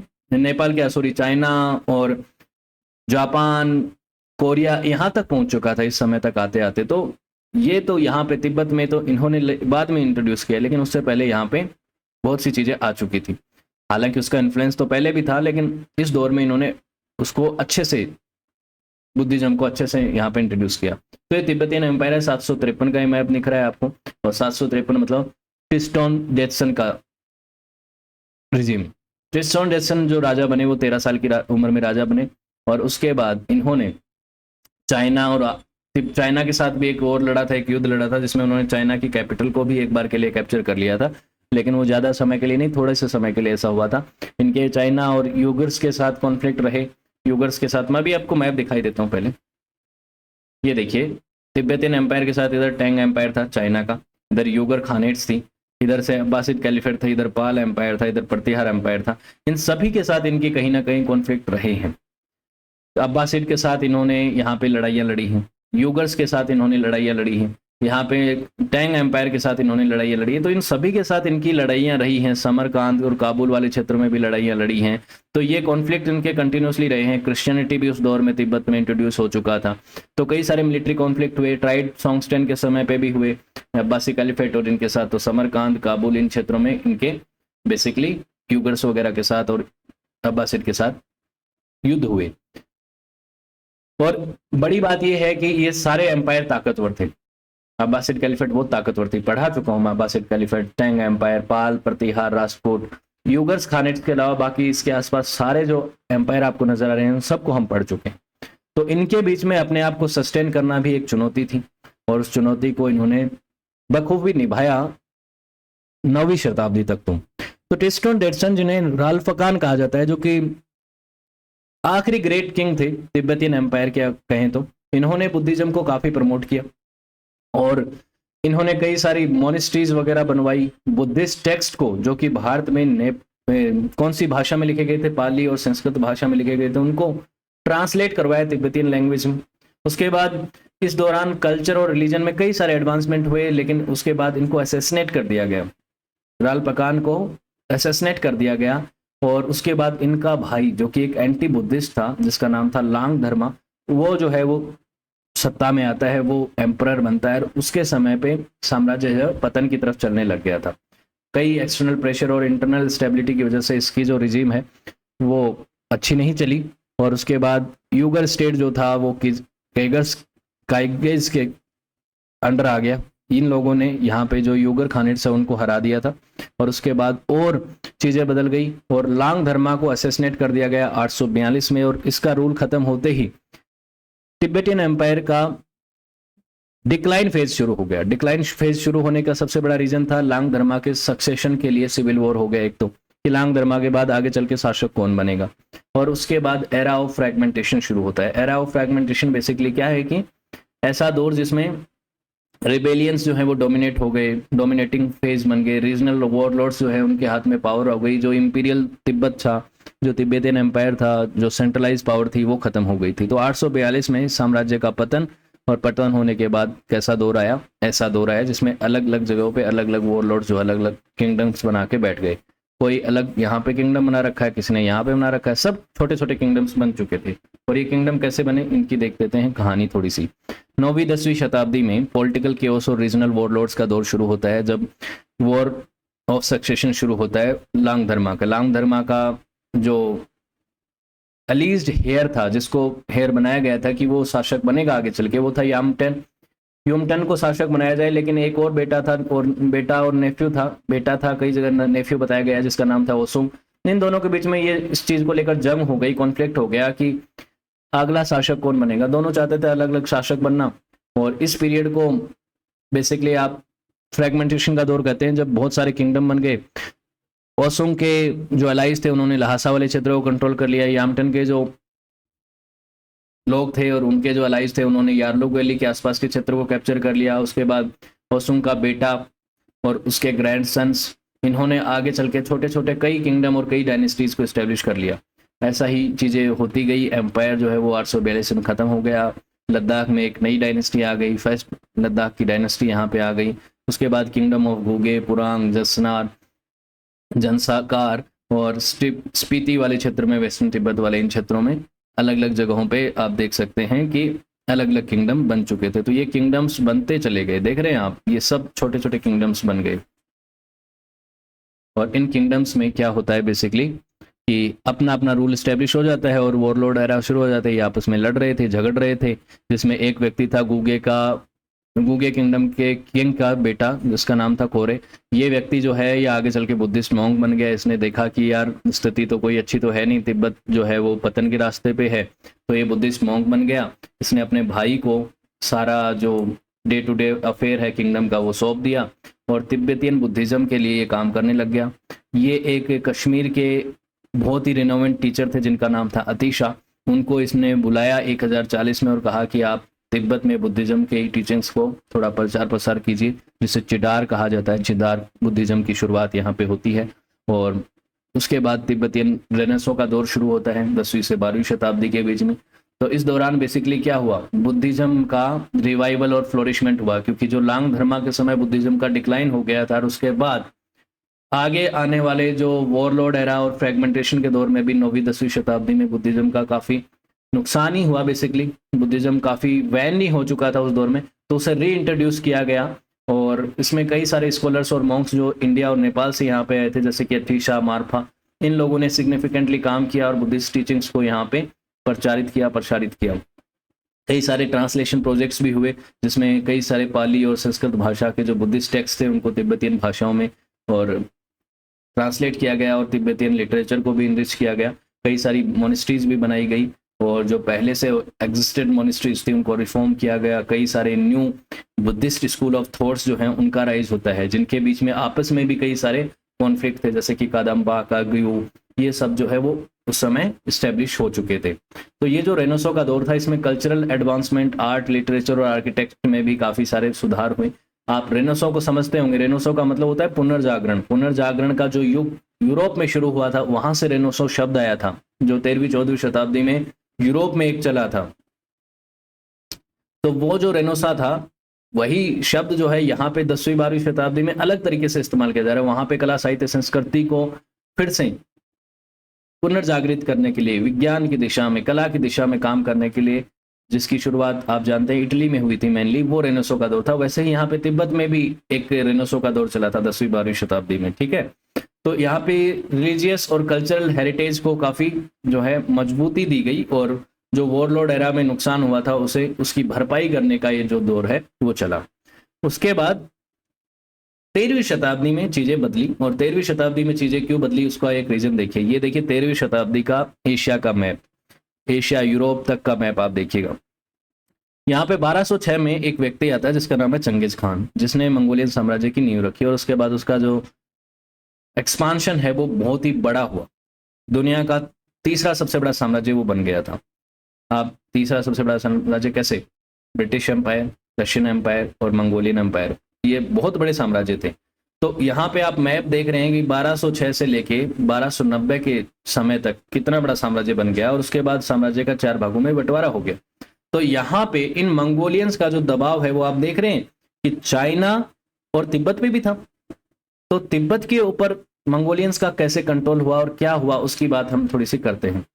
तो तिब्बतियन रेनेसां के दौरान 10वीं 12वीं शताब्दी की बात जब भी हमने की थी, उस समय साक्या लामा जो हैं उनका डोमिनेंस तिब्बत के ऊपर काफी बढ़ गया, और उसका कारण था मंगोलियंस का सपोर्ट। मंगोलियंस जो है वो साक्या लामा को सपोर्ट करते थे। साक्या लामा जो है एक Tibetan Buddhist school of thought के लामा थे, और इन्होंने सपोर्ट किया, इनको सपोर्ट मिला मंगोलियंस का। और ये जो दलाई लामा में दलाई शब्द है वो भी मंगोलियन भाषा का शब्द है, ध्यान रखिएगा।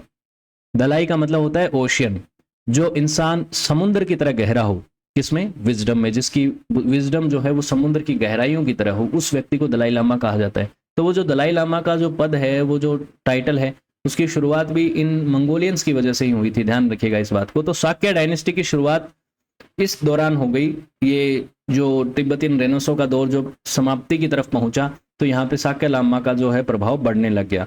और यहाँ पे आप देख रहे हैं कि युआन डायनेस्टी जो कि एक मंगोल डायनेस्टी थी, मंगोल डायनेस्टी थी, और ये चाइना के ऊपर भी रूल करती थी और यहाँ पे भी रूल करती थी। तो यहाँ पे जो तिब्बत वाला जो क्षेत्र है, इसमें आपको नजर आ रहा है कि तिब्बत का जो क्षेत्र है वो युआन डायनेस्टी के साथ ही था, और इसको ऑटोनॉमी मिली हुई थी bureau of Buddhist and Tibetan affairs के अधीन। कि यहाँ पे युआन डायनेस्टी बड़े फैसले लेती थी, लेकिन ऑटोनॉमी इनको मिली हुई थी कि इंटरनल पॉलिटिकल अफेयर्स को ये संभालते थे, और रिलीजियस अफेयर्स को भी ये लोग संभालते थे, और इनके मंगोलियंस के साथ अच्छे रिश्ते थे। तो यहाँ पे आप देख रहे हैं ना कि अब देखेंगे आप 1294 में देखिएगा, 94 में और 79 में, कि यहाँ पे एक अलग किंगडम बन गया।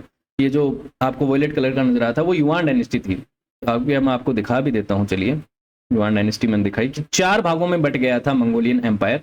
तो इधर देखिए गोल्डन हॉर्ड की खानेट बन गई थी, यहाँ पे खानेट ऑफ ग्रेट खान्स, और युआन डायनेस्टी बन गई थी। तो ये युआन डायनेस्टी चाइना तिब्बत वाले क्षेत्रों को मैनेज करती थी। यहाँ पे चगाताई खानेट जो थी समरकांत और ये आज का अफगानिस्तान वाला क्षेत्र जो है, इस क्षेत्रों को मैनेज करती थी।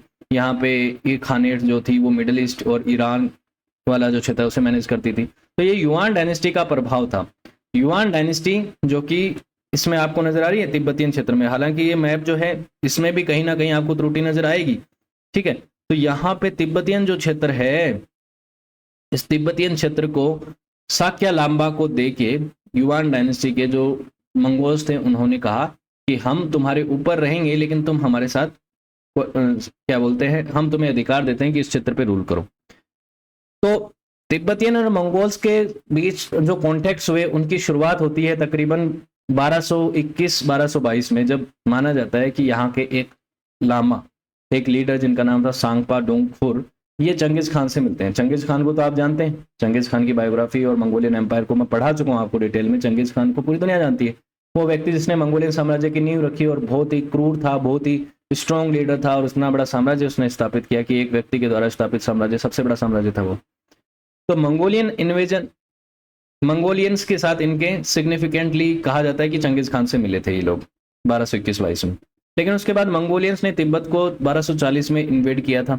हालांकि वो इन्वेजन सफल नहीं रहा था, तो इनको अपनी फोर्सेस को रिट्रीट करना पड़ा था। दोरडा दरखान नाम के एक जनरल थे मंगोलियंस के, जिन्होंने तकरीबन 3000 के ट्रूप्स को लेकर तिब्बत को इन्वेड करने की कोशिश करी थी, लेकिन सफलता हासिल नहीं हुई। फिर उसके बाद 1244 में वो आए, फिर 1249 में आए, और 1249 में जब आए वापस, तो उन्होंने साक्या पंडिता को वाइसरॉय बना दिया तिब्बत का।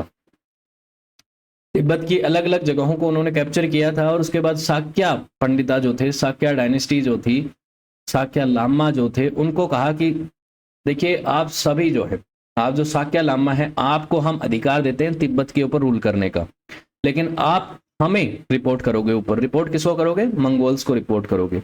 ये चल रहा था। तो under Mongol rule Tibet maintain nominal control over religious and local political matters. तो रिलीजन और लोकल पॉलिटिकल मैटर्स पे तो तिब्बत का खुद का कंट्रोल था, साक्या लामा का कंट्रोल था, और मंगोलियंस जो है वो रीजन के एडमिनिस्ट्रेशन को मैनेज करते थे। इसे कहा जाता है डायर्किक सिस्टम। डायर्किक सिस्टम बेसिकली जिसमें ड्यूल रूल है एक तरीके का, मतलब इंटरनल मैटर्स को, छोटे मोटे मैटर्स हैं उसको साक्या लामा संभालेंगे, और बड़े मैटर्स जो है, फॉरेन अफेयर्स जो हैं, उनकी लेजिटिमेसी और अथॉरिटी जो है उसको जो है प्रोटर्नेज कौन देगा, प्रोटेक्शन कौन देगा? मंगोल पावर देगी। और मंगोल पावर से उस समय कौन भिड़ सकता था? इतनी ताकतवर थी मंगोल पावर उस समय, मंगोलियन एम्पायर इतना ताकतवर था कि उससे कोई लड़ नहीं सकता था। उस समय उन्होंने चाइनीज क्षेत्र को भी अपने कैप्चर में कर लिया था। तो जब युआन डायनेस्टी आई तो उन्होंने bureau of Buddhist and Tibetan affairs को बनाया, स्टैब्लिश किया, और लोकल एडमिनिस्ट्रेशन को संभालने के लिए इनको जिम्मेदारी दी कि इस क्षेत्र में जो है bureau of Tibetan and Buddhist affairs रहेगा और वो चलाएगा सिस्टम। तो युआन डायनेस्टी जिसके लीडर जो थे कुबलाई खान थे, एम्परर थे ये, इन्होंने इसकी शुरुआत करी थी। 1253 में 1253 में ड्रोगोन चोगया फागपा नाम के एक साक्या लामा थे। इन्होंने, ये जो है वो कुबलाई खान के रिलीजियस टीचर बनते हैं। कुबलाई खान ने इनको अपना रिलीजियस टीचर माना था, इनके साथ इनको अपने कोर्ट में जगह दी थी, और इन्होंने तिब्बतो मंगोलियन रिलेशंस में एक इम्पोर्टेंट रोल निभाया। उसके बाद साक्य डोमिनेंस जो है वो तिब्बत के क्षेत्र में और ज़्यादा मजबूत हो गई। उसके बाद ये व्यक्ति जो है फागपा जो है वो वापस तिब्बत आते हैं 1265 में, मंगोल की राजधानी से वापस आते हैं और यहाँ पे आके वो साक्या हेजिमनी को और ज़्यादा इम्पोज कर देते हैं और तिब्बत को 13 एडमिनिस्ट्रेटिव डिस्ट्रिक्ट्स में बांट देते हैं।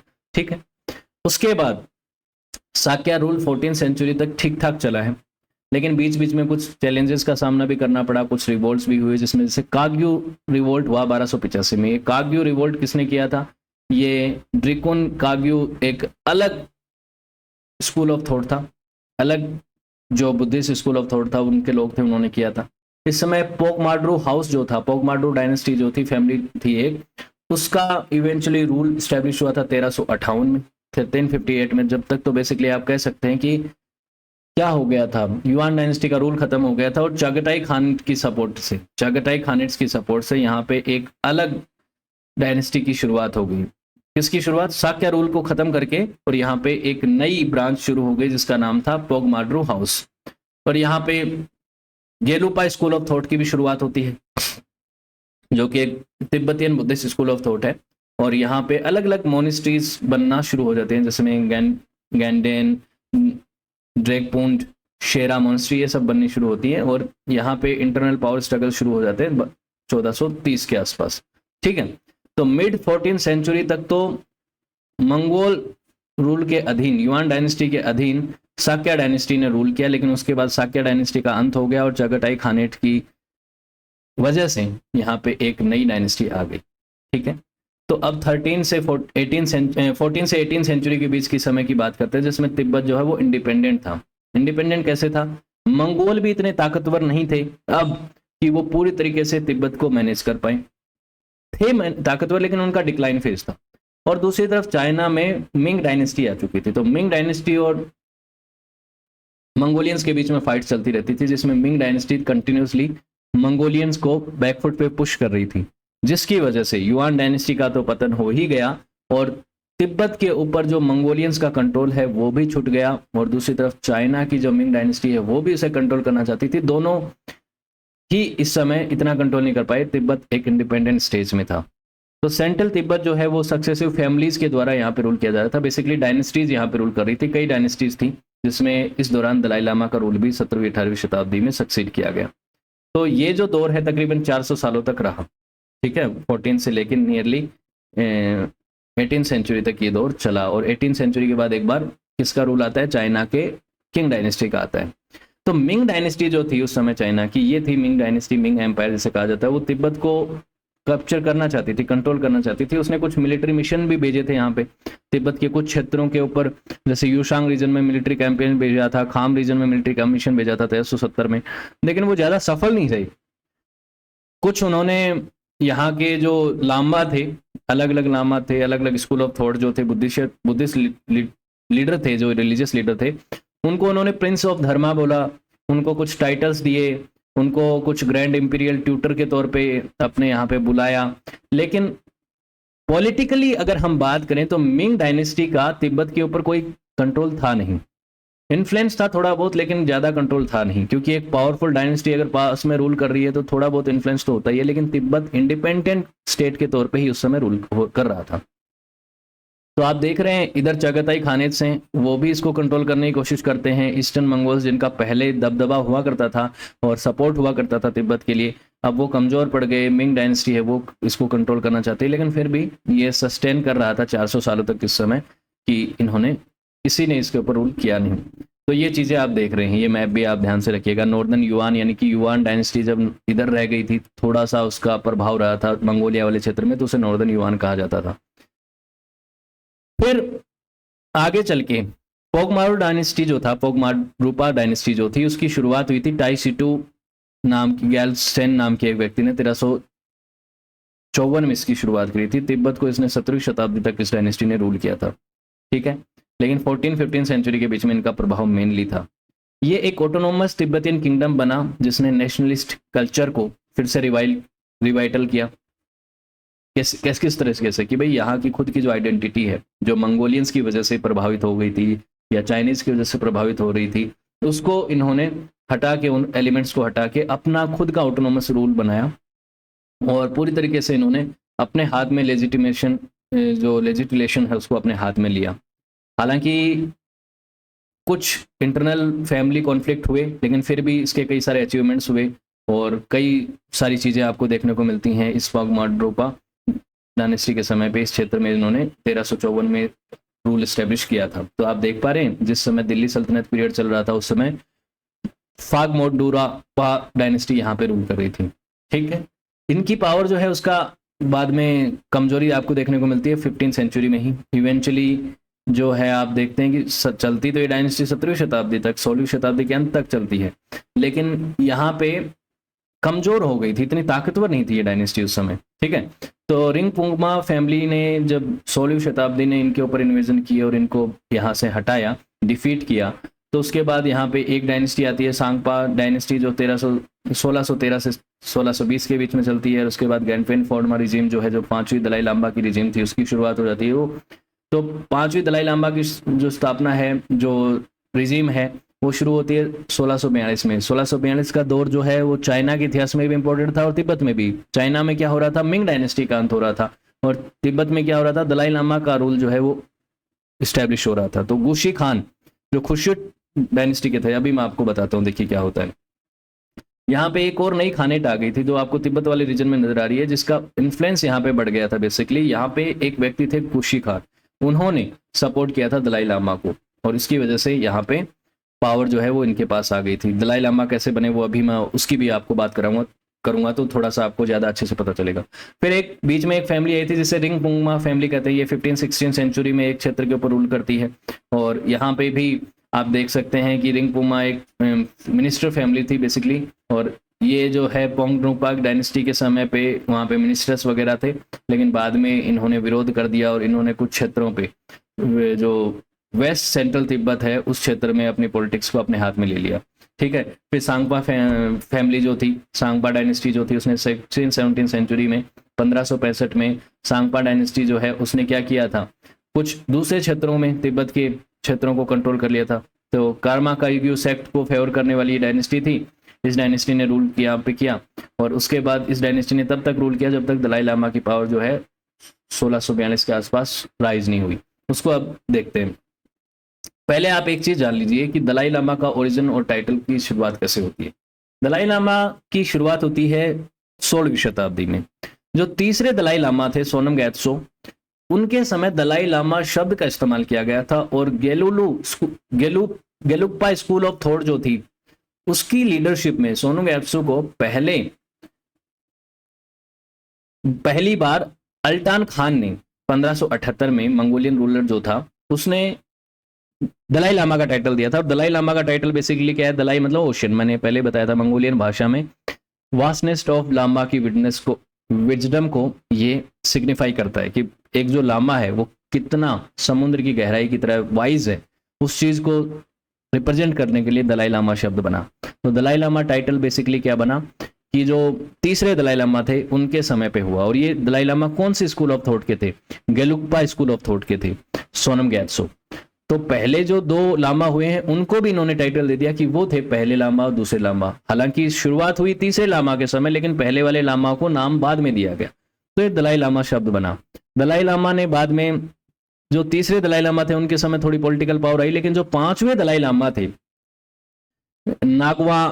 नगाग्वा लाब्सन ग्यात्सो, जो 1617 से 1682 के बीच में दलाई लामा रहते हैं, जिनको ग्रेट फिफ्थ कहा जाता है, ये इंपॉर्टेंट रूलर थे, ये इंपॉर्टेंट व्यक्ति थे जिनके समय पे पावर इनके हाथ में सच्चे मायने में आई। इनको मंगोलियन लीडर गुशी खान की वजह से पावर मिली थी और इनको तिब्बत को रूल करने का मौका मिला 1642 के बाद से। और इन्होंने एक नया सिस्टम शुरू किया जिसे गैंडियन फोगरांग गवर्नमेंट कहा जाता है, यानी दलाई लामा की हुकूमत का तरीका था ये बेसिकली। उसमें इन्होंने अपने तरीके से सरकार चलाने की बात की, तो अपने रूल रेगुलेशंस जो इस तरह से बनाई, तो उसे ही कहा जाता है ये गैंडियन फोगरांग गवर्नमेंट। और इस समय उन्होंने पोटला हाउस भी बनवाया, पोटला पैलेस, जो कि आज के समय में भी तिब्बत की एक बहुत बड़ी हेरिटेज साइट है, हेरिटेज का पार्ट है ये। तो ये पोटला हाउस बेसिकली एक लहासा में कंस्ट्रक्ट हाउस है, जो पॉलिटिकल और स्पिरिचुअल सेंटर हुआ करता था तिब्बत का, और आज भी है। तो ये उस दौर में बना था पांचवें दलाई लामा के समय पे। तो दलाई लामा को स्पिरिचुअल और टेम्पोरल लीडरशिप मिली, बेसिकली पॉलिटिकल और स्पिरिचुअल लीडर बन गए, और इनकी जो पावर है वो over the period of time Tibetan society में बढ़ती गई और सबसे मोस्ट इन्फ्लुएंशियल फिगर बन गई ये। ठीक है, तो ये सांगपा डायनेस्टी के बाद बेसिकली क्या हुआ था, स्थिति कैसे बदली थी कि पांचवें दलाई लामा को पावर दे दी गई। किसने दी? गुशी खान की जो खोकशुट खानेट थी, खोकशुट खानेट, ये जो खोकशुट खानेट है, ये जब पावर में आई तो मंगोलियंस ने ही दोबारा दलाई लामा को पद दिया। पहले शाक्य लामा हुआ करते थे, याद है? युआन डायनेस्टी के समय शाक्य लामा हुआ करते थे, और अब जो है शाक्य लामा की जगह पद बना दिया गया दलाई लामा का। पहले भी मंगोलियन सपोर्ट करते थे, अभी भी मंगोलियन सपोर्ट करते हैं। पहले युआन के समय पे कुबलाई खान थे और अब कौन है? खुशी खान थे। तो इन्होंने, खुशी खान की खुशुट खानेट ने इनको दलाई लामा, पांचवें दलाई लामा को यहाँ पे पावर दी और लहासा को कैपिटल बनाया गया तिब्बत की। और ये वो दौर था जिस समय दलाई लामा का जो प्रभाव है वो बढ़ता चला गया। उसके बाद आगे ये दलाई लामा का प्रभाव आपको देखने को मिलता है, बढ़ता ही जाता है, और आज के समय 14 दलाई लामा है। इससे पहले 13 दलाई लामा हो चुके हैं, ठीक है, जिसकी शुरुआत तीसरे दलाई लामा से हुई। उसके पहले के जो दलाई लामा है उनको तो सिर्फ नाम का ही दलाई लामा कह सकते हैं आप, क्योंकि वो जब थे उनको, उनके जीते जी उनको टाइटल नहीं मिला था, उनके बाद में उनको टाइटल मिला था। चौथे जो दलाई लामा है उनकी अगर आप बात करें तो वो थे योनसेन ग्यात्सो, जो कि अल्टान खान के ग्रैंडसन थे। अल्टान खान एक कौन थे? मंगोलियन थे, उनके ग्रैंडसन थे, जो कि आप कह सकते हैं कि ये चौथे दलाई लामा जो है वो तो नॉन तिब्बतियन हो गए। तो एक first non Tibetan Dalai Lama थे ये, जो कि अल्टान खान के ग्रैंडसन थे। हालांकि ये ज़्यादा समय तक दलाई लामा नहीं रहे, ये 20 साल की उम्र में ही इनकी मृत्यु हो गई थी, 20-22 साल की उम्र में ही। तो उसके बाद माना जाता है कि इनको जहर दिया गया, लेकिन इसके बारे में कोई प्रूफ हमें मिलता नहीं है।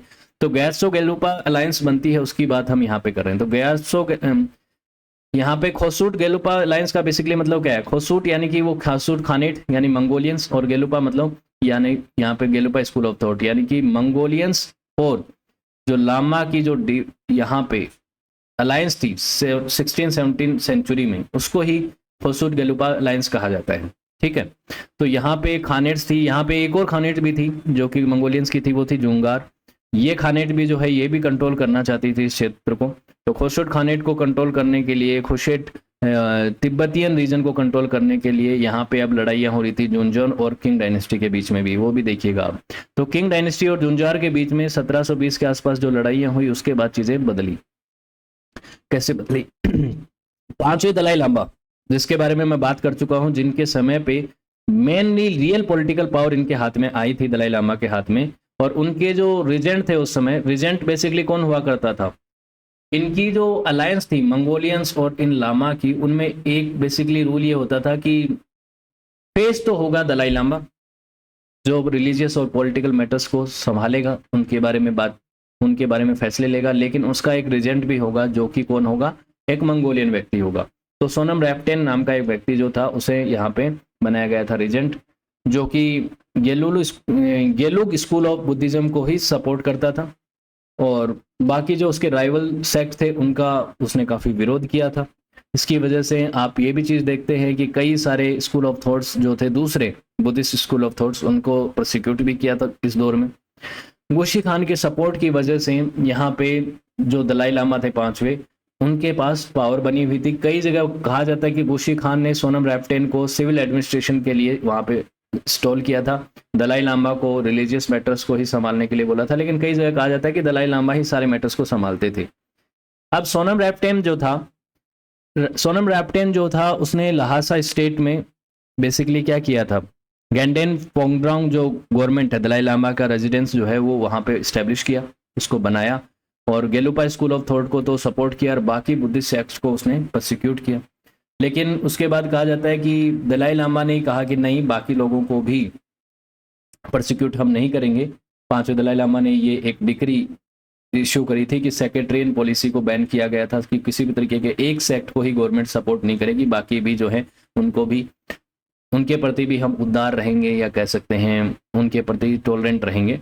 तो उसके बाद चाइना गए थे दलाई लामा, पांचवें दलाई लामा। उस समय चीज़ें जो हैं थोड़ी सी क्या हुई, वो गए थे अपने एक डिप्लोमेटिक मिशन के लिए गए थे, उस समय उन्होंने ये डिक्री डिक्लेयर करी थी। उसके बाद गुशी खान और सोनम रैपटेन की जब मृत्यु हो गई 1650 के आसपास, उसके बाद जो सारी पावर है वो दलाई लामा के पास आ गई, और उन्होंने अपनी पावर को और मजबूती से कंस्ट्रक्ट कर लिया पोटला पैलेस में, लहासा में, जो 1645 में बना था। उसके बाद इस दौरान कुछ जूइस्ट मिशनरीज भी यहाँ पे आए, क्रिश्चियन मिशनरीज भी इस दौरान यहाँ पे आते हैं। फिर 1652 में दलाई लामा जो है शोनसी एम्परर जो थे किंग डायनेस्टी के, उनसे भी मिलने जाते हैं, और कहा जाता है कि एम्परर के सामने उनको घुटनों पे बैठना था, लेकिन रिक्वायर्ड नहीं था, या मतलब उसके बाद उनके बीच में कुछ ऐसे समझौते हुए जिसमें उन्होंने दलाई लामा को सम्मान भी दिया। यहाँ पे किंग डायनेस्टी के समय पे ये चीज़ें हुई। फिर फिफ्थ दलाई लामा जो है वो 1682 में 1682 में उनकी डेथ हो गई ही, लेकिन उस डेथ को अगले 15 सालों तक छुपा के रखा गया कि दलाई लामा जीवित हैं, इस तरीके से दिखाया गया। और उनके एक कॉन्फिडेंट थे, उन्होंने इस चीज़ को करने में सफलता दिखाई कि भाई दलाई लामा स्ट्रॉन्ग लीडर थे। ये पांचवें दलाई लामा तो उनकी मृत्यु के बारे में नहीं बताए, वरना इशू क्रिएट हो जाएगा। लेकिन उसके बाद छठे दलाई लामा जो है उनको बिठाया गया, जिनका नाम था सांग्या ग्यात्सो तो इनके नाम के साथ सब दलाई लामा के नाम के सामने लगता है, आप देखिएगा। ये 1697 में 1697 के अंदर इंथ्रोन होते हैं, दलाई लामा का पद संभालते हैं। फिर 1705 में इनके रिजेंट जो थे और खोगुज खानेट के बीच में एक कॉन्फ्लिक्ट हो जाता है। खोगुज खानेट जो कि गुशी खान की खानेट थी, जो कि सपोर्ट कर रही थी कंटिन्यूसली दलाई लामा को, उनके रिजेंट और इनके बीच में कुछ कॉन्फ्लिक्ट हो जाता है, जिसकी वजह से लहासा को सीज कर लिया जाता है और इनके रिजेंट को मार दिया जाता है, दलाई लामा को डिस्पोज कर दिया जाता है, दलाई लामा के पद को हटा दिया जाता है। लेकिन उसके बाद एक प्रटेंडर था जो कि अपने आप को दावेदार मानता था इस चीज़ का, उस व्यक्ति को जिसका नाम था येशे गेत्सो, उसको इंस्टॉल कर दिया गया अंटिल द दुंजोर खानेट ने उनके ऊपर इन्वेजन नहीं किया। ध्यान रखिएगा, ये दुंजोर खानेट ने इनके ऊपर इन्वेजन 1717 में किया था, और खुशुट खानेट अब कमज़ोर हो चुकी थी। दलाई लामा जो छठे दलाई लामा थे उनको हटा दिया गया था, उनकी जगह किसी दूसरे व्यक्ति को यहाँ पे बिठा दिया गया था। फिर सातवें दलाई लामा जो है उसके बाद इंस्टॉल किया गया, तो जुंगार जो इन्वेजन हुआ उसके बाद किंग डायनेस्टी ने, जो चाइना की किंग डायनेस्टी थी, उसने जुंगार्स को 1720 में यहाँ से मार भगाया था और यहाँ से मार भगाया था। तो आप ये देखते हैं किंग डायनेस्टी ने तिब्बत के ऊपर 1718 में एक कैंपेन भेजा था जो 1720 तक चला, और 1720 में आप कह सकते हैं कि तिब्बत के अंदर चाइना की किंग डायनेस्टी का एंट्री हो चुका था। एंट्री हुई, और एंट्री होने के बाद पहले तो इनको हराया, जुंगार को हराया, इस खानेट का भी दमन हो चुका था, खत्म हो चुकी थी। तो बेसिकली अब तिब्बत वाले रीजन के ऊपर किंग डायनेस्टी का प्रभाव ओब्वियसली बढ़ेगा। तो वो कब बढ़ा? 1720 के बाद, जब तिब्बत का कंट्रोल जो है वो कहीं ना कहीं आने वाले समय में किंग डायनेस्टी के पास जाने वाला था। तो ये चीज़ देखते हैं कि शुरुआती समय में 2000 ट्रूप्स को लहासा में भेजा गया, कुछ समय के लिए बाद में जब ट्रूप्स को हटाया गया तो विरोध भी हुआ तिब्बत की तरफ से, फिर वापस कई सारी चीज़ें हुई, उसको अभी हम डिस्कस करेंगे। तो दलाई लामा का जो टाइटल है, रूल जो है तिब्बत में किंग डायनेस्टी के सपोर्ट से अब चलने लग गया था। कैसे चला उसकी बात करेंगे। कांगसी एम्परर जो थे चाइना के इतिहास के सबसे लंबे समय तक रूल करने वाले एम्परर थे। ये किंग डायनेस्टी के समय पे एम्परर हुए। इनके समय पे इन्होंने जुंगार को, जो मंगोलियंस थे, उनको हराया था और यहाँ पे तिब्बत के अंदर तिब्बतियन लीडर्स पोलहानास को और खांगशेनास को हेल्प करी थी। ये लीडर थे बेसिकली, ये दलाई लामा नहीं थे, ये अलग लीडर थे, तिब्बत के थे, इनको सपोर्ट किया था किंग डायनेस्टी ने। उसके बाद 1720 में जब ये कैंपेन सक्सेसफुल हुआ और किंग डायनेस्टी जीत गई, मंगोलियंस को वहां से हटा दिया, खदेड़ दिया गया, तो उसके बाद केलजांग खेत्सो को लहासा में भेजा गया और उनको 7वें दलाई लामा की ओथ दिलाई गई, एक तरह से शपथ दिलाई गई, उनको 7वां दलाई लामा बनाया गया। फिर उसके बाद किंग का जो रूल था, किंग डायनेस्टी का जो कंट्रोल था तिब्बत के ऊपर, वो स्टैब्लिश हो गया। यहाँ पे गैरिसन्स वगैरह बनाए गए, खाम को सिचुआन में मिला दिया गया। फिर 1721 में किंग डायनेस्टी ने लहासा में 3 तिब्बतियन मिनिस्टर्स की गवर्नमेंट को एस्टेब्लिश किया और दलाई लामा को यहाँ पे सिंबॉलिक रूल दे दिया गया। लेकिन वो इन्फ्लुएंशियल थे क्योंकि लोगों के लिए वो सिर्फ पॉलिटिकल लीडर नहीं थे, वो स्पिरिचुअल और रिलीजियस लीडर भी थे, इसलिए दलाई लामा का पद इंपॉर्टेंट रहा। सिंबॉलिक ही भले ही उसके पास पावर थी, लेकिन बाद में उसको इंपॉर्टेंट रोल दिया गया। उसके बाद क्या होता है कि आगे आने वाले योंगजेंग एम्परर, जो किंग डायनेस्टी के अगले एम्परर होते हैं, उन्होंने 1722 में किंग डायनेस्टी की फोर्सेस को यहाँ से तिब्बत से रिड्यूस कर लिया। उन्होंने सोचा कि इतनी फोर्स की जरूरत नहीं है तिब्बत में, जिसका फायदा उठा के लहासा की जो नोबिलिटी थी वो अलाइड हो गई डुंजस के साथ। जुंगार जो पहले से जिनको हराया था किंग डायनेस्टी ने, जुंगार मंगोल्स जो, उनके साथ उन्होंने अलाइनमेंट कर लिया और उन्होंने जो पोलहान्स थे उनको यहाँ से भगा दिया। पोलहान्स को सपोर्ट कौन कर रहा था? किंग डायनेस्टी कर रही थी, उनको भगा दिया। उसके बाद किंग ट्रूप्स जो है वो वापस लहासा आते हैं। किंग डायनेस्टी के जो ट्रूप्स हैं, सेना है, उसको वापस भेजा जाता है लहासा, यानी तिब्बत की राजधानी में। और एंटी किंग डायनेस्टी के जो फंक्शंस थे, एंटी किंग फंक्शंस जो थे, जो किंग डायनेस्टी का विरोध कर रहे थे, उनको यहाँ से एग्जीक्यूट किया गया। इवन दलाई लामा को भी मोनेस्ट्री में भेज दिया गया, खाम के मोनेस्ट्री में, कहा कि तुम युद्ध करने, तुम्हें हमें ही दलाई लामा बनाया और तुम हमारा ही विरोध कर रहे हो और तुम not fit for the rule हो, तो उसको हटा दिया। और पंचेम लामा, जो कि उनके अंडर एक, आप कह सकते हैं दलाई लामा से सेकंड पद होता है पंचेम लामा, उसको लहासा में लाया गया और उसे कंट्रोल दे दिया गया सांग और नागरी वाले क्षेत्र का, और एक नए तरीके से टेरिटोरियल डिवीजन हो किया गया। ये हुआ। उसके बाद किंग डायनेस्टी के जो ट्रूप्स थे उनको फिर से रिड्यूस किया गया 1730 के समय पे, और यहाँ पे जो मांचू बैनरमैन्स थे, स्टैंडर्ड आर्मी थी, इन सभी को यहाँ से एक बार के लिए फिर कम किया गया। और फिर क्या होता है, पोलहान्स के पास पावर आ जाती है और वो तिब्बत को चला रहे थे 1747 तक। लेकिन उसके बाद जब पोलहान के जो बेटे थे, नामग्याल जिनका नाम था, उनको एम्बान्स ने मार दिया। एम्बान्स कौन थे? ये भी चाइनीज ट्रूप्स की तरफ से आए थे, उनके बैनरमैन थे। इसकी वजह से एक रिबेल हो गया, और रिबेल होने का जो नतीजा है उसकी वजह से राइट्स हो गए लहासा में, और कई सारे लोगों की यहाँ पे जान माल का नुकसान हुआ, जिसकी वजह से दलाई लामा को फिर से बुलाया गया और दलाई लामा ने इस राइट्स को संभाला, लोगों को शांत किया। और फिर उसके बाद क्वांगलोंग एम्परर जो किंग डायनेस्टी के थे, उन्होंने एक फोर्स को भेजा, जिन लोगों ने इस अपराइजिंग को किया था उनको मारा गया।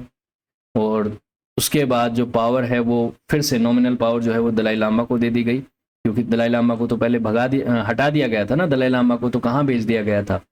मोनेस्ट्री में भेज दिया गया था कि आपके पास पॉलिटिकल पावर नहीं रहेगी। लेकिन क्योंकि उन्होंने इस मैटर को संभाला और इस अपराइजिंग को, इन राइट्स को संभाला, तो उनको फिर से नॉमिनल पावर दे दी गई, और जो रियल पावर है वो एम्बान्स को दे दी गई। एम्बान्स जो हैं, जो किसके सपोर्ट से ही यहाँ पे काम कर रहे थे? ऑब्वियसली किंग डायनेस्टी के कहने पे ही काम कर रहे थे। फिर उसके बाद नेपाली इन्वेजन हुआ 1791 में। नेपाली इन्वेजन बेसिकली क्या है? नेपाल का जो गोरखा किंगडम था, उस समय गोरखा एम्पायर था, उसके तिब्बत के साथ कुछ व्यापार को लेकर कुछ कॉन्फ्लिक्ट थे, तो वो तिब्बत के ऊपर आक्रमण करना चाह रहा था। लेकिन उस समय किंग डायनेस्टी का तिब्बत के ऊपर कंट्रोल था, तो किंग डायनेस्टी ने वॉर लड़ा, नेपाल को इस नुकसान, नेपाल की जो गोरखा किंगडम था वो हार गया, और किंग डायनेस्टी जो थी उसका जो है तिब्बत के ऊपर कंट्रोल जो है वो और मजबूत हो गया इस समय।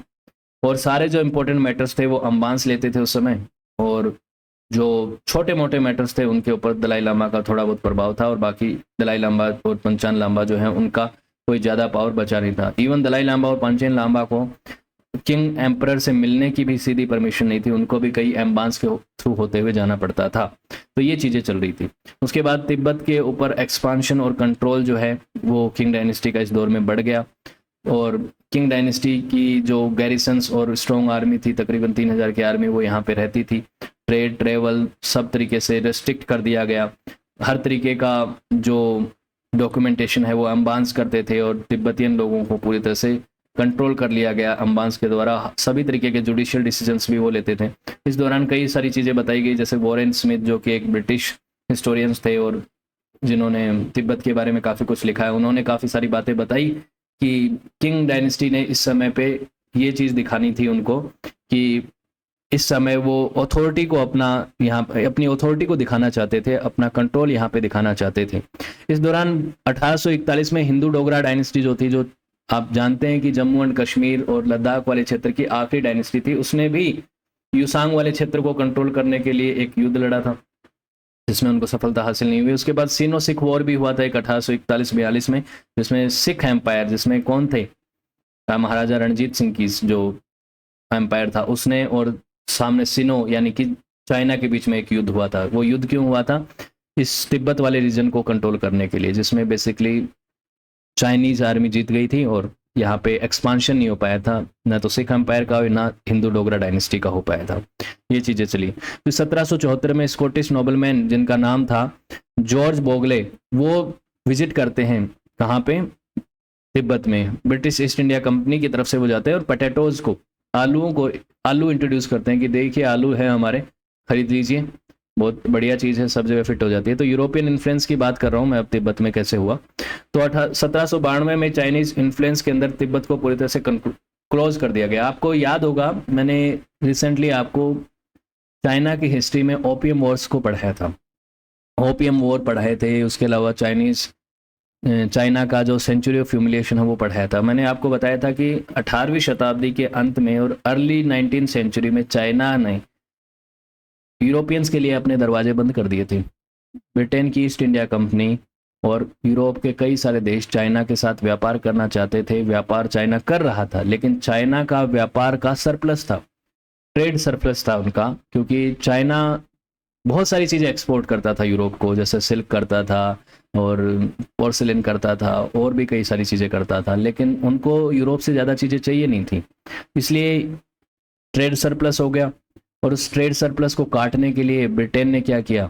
भारत से इलीगली जो ओपियम है वो यहाँ पे उगा के और चाइना में ट्रेड करना शुरू कर दिया, तो उसे ओपियम ट्रेड कहते हैं। उस ओपियम ट्रेड का जो दुष्परिणाम हुआ, उसकी वजह से चाइना और ब्रिटेन के बीच में युद्ध लड़े गए। 2 ओपियम वॉर हुए 1840 और 60 के दशक में।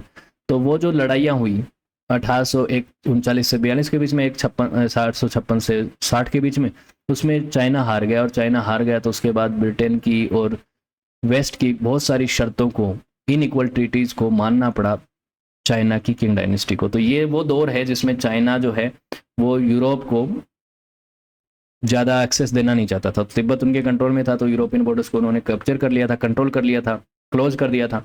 तो 19th सेंचुरी में 3 वेस्टर्न इंग्लिशमैन ही यहाँ पे जा पाए, एक इंग्लिशमैन, एक फ्रेंच और एक और व्यक्ति ये लहासा में गए। ज़्यादा यहाँ पे ट्रेवल करने की अनुमति नहीं थी। फिर उसके बाद क्या हुआ? ब्रिटिश एम्पायर जो है वो एक्सपैंड कर रहा था 19वीं शताब्दी में हिमालयन रीजन और अफगानिस्तान में, और Russian empire south of east central Asia में फैल रहा था। ये आप देखिए 1857-58 का मैप है ये, जिसमें आपको नज़र आ रहा है कि किस तरीके से ब्रिटेन ने इंडियन सब कॉन्टिनेंट के ऊपर कब्जा कर रहा था, किस तरीके से पूरी तरह से कॉलोनाइज कर लिया था इंडियन सब कॉन्टिनेंट को। तो अफगानिस्तान, एंग्लो अफगान वॉर भी हुए थे, इन सारे हिस्सों को एंग्लो सिख वॉर के दौरान इस वाले हिस्सों को, पंजाब वाले क्षेत्रों को कैप्चर कर लिया, और भारत के सभी हिस्सों को उन्होंने कैप्चर करना कर लिया। बंगाल की शुरुआत जिसकी शुरुआत बंगाल से हुई थी, और उसके बाद पूरा देश उनके कैप्चर में था। इस तरीके से आप ये देख रहे हैं कि रशियन एम्पायर भी अपने जेनिथ पे था उस समय। और ये देखिए इस दौरान आपको रशियन एम्पायर और जापानीज एम्पायर दिखाया जा रहा है। ये 1895 का मैप है बेसिकली, इस दौरान जब इनके बीच में युद्ध हुआ था तब का ये मैप दिखाया गया। तो ये मैप आप ध्यान से देखिएगा, रशियन एम्पायर, ब्रिटिश एम्पायर, ये तो यहाँ पे आ गए ना, एक दूसरे के पास आ गए, क्लोज आ गए। और इधर चाइना है, चाइनीज एम्पायर था। तो इस क्षेत्र को भी कैप्चर करना, कंट्रोल कौन करेगा, ये भी तो एक बात आ गई। तो इधर से इधर से रशिया चाहता था इस क्षेत्र को कंट्रोल करना, इधर से ब्रिटिश एम्पायर चाहता था। तो ब्रिटेन भी इसकी मंशा में था और रशिया भी इसकी मंशा में था। तो दोनों एक दूसरे के प्रति सस्पिशियस थे कि तिब्बत को कौन कंट्रोल करेगा। तो उसके लिए उनके एफर्ट्स चल रहे थे और ये एफर्ट्स चलते रहे। 20वीं शताब्दी के अर्ली पीरियड में ब्रिटेन और रशिया ने कम्पीट करना शुरू कर दिया। तो उस समय अपर हैंड किसका था? ब्रिटेन का था, क्योंकि ब्रिटेन ने ओपियम वॉर में चाइना को हराया था। ओपियम वॉर्स में जब हराया था तो उसके बाद मनमानी करी उन्होंने कर्नल फ्रांसिस यंगस्टन को लहासा भेजा 1903-4 में और कहा कि हमारे साथ तो फ्री ट्रेड एग्रीमेंट करना ही पड़ेगा। फोर्स ट्रेड एग्रीमेंट किया उनके साथ ही रशिया के साथ किसी भी तरीके के अलायंस करने से उन्होंने उनको मना कर दिया। उन्होंने कहा कि किसी भी तरीके का रशिया के साथ अलायंस आप करोगे नहीं, ये बात हुई। तो मजबूर किया गया ब्रिटेन के द्वारा भी। इसके रिस्पॉन्स में किंग गवर्नमेंट ने चाइना की किंग गवर्नमेंट थी, उसने तिब्बत के ऊपर अपनी सॉवरेनिटी को मजबूती से सामने रखा। इसी दौरान 1904-5 के समय पे ही उसने कहा कि तिब्बत तो हमारा पार्ट है, पूरी तरीके से हमारा ही है। तो आप जानते हैं कि ये वो ओपियम वॉर थे। ओपियम वॉर में जब चाइना हार गया था, ब्रिटेन के हाथों हार गया था, तो ब्रिटेन के हाथों हारने की वजह से कई सारे नुकसान सहने पड़े चाइना को। कई सारे पोर्ट खोलने पड़े, कई सारी चीज़ें करनी पड़ी जो ब्रिटेन चाहता था। इनइक्वल ट्रीटीज़ के माध्यम से वो करवाई गई। तो तिब्बत वाला जो क्षेत्र है वो किंग डायनेस्टी के अधीन था, तो उसके ऊपर अगर किसी भी तरीके की ट्रीटी करनी है, कोई ट्रेड करना है, तो कौन करेगा? ब्रिटेन, क्योंकि ब्रिटेन ने क्या करा था? चाइना को हराया था, किंग डायनेस्टी को हराया था। उसके बाद क्या होता है? ब्रिटिश एक्सपीडिशन टू तिब्बत 1905 में। तिब्बत में एक बैटांग मोनेस्ट्री में एक रिबेल होता है, उसमें एंटी फॉरेन तिब्बतियंस जो लांबा थे उनको फ्रेंच लामा थे, उन्होंने फ्रेंच मिशनरीज को मारा था। किंग ऑफिशियल्स क्रिश्चियंस को मारा था। बेसिकली ये वो लोग थे जो चाहते थे कि बहुत हो गया, किंग डायनेस्टी, ब्रिटेन, ये सब मिलके हमारा शोषण क्यों कर रहे हैं। तो इन्होंने basically anti foreign Tibetan lama थे, उन्होंने इन लोगों को मारा। इसकी वजह से जो है चीज़ें थोड़ी सी हालात एक बार के लिए बिगड़ गई थे। फिर उसके बाद तिब्बतियन जब आए, उससे पहले 13 दलाई लामा जो है वो मंगोलिया के रास्ते होते हुए बीजिंग चले गए थे 1908 में। और कहा जाता है 13 दलाई लामा जो है वो ब्रिटेन के एकदम खिलाफ थे। 13 दलाई लामा की अभी मैं बात करूंगा अभी आगे आपसे। उसके बाद चाइना की सुजनाटी और तिब्बत के ऊपर अपना हक और अपनी सॉवरेनिटी को दिखाने के लिए चाइना ने क्या किया था, उसकी बात करते हैं। तो following the Anglo Tibet treaty in Lhasa 1904 में जो ट्रीटी हुई थी, उस ट्रीटी में क्या कहा गया था कि रशिया के साथ किसी तरीके का एग्रीमेंट नहीं करोगे, हमारे साथ ही तुम्हारे ट्रेड एग्रीमेंट्स रहेंगे। ये सब बातें हुई। सिनो ब्रिटिश ट्रीटी हुई 1906 में, जिसमें बीजिंग ने 2.5 मिलियन रुपीस जो है वो लंदन को देने के लिए, यानी ब्रिटेन को देने के लिए उन्होंने सहमति दर्ज करी थी। तो ये सब चीज़ें हुई थी। 1907 में ब्रिटेन ने और रशिया ने चाइना की सॉवरेनिटी को तिब्बत के ऊपर एक्सेप्ट कर लिया कि तिब्बत जो है वो चाइना का पार्ट है।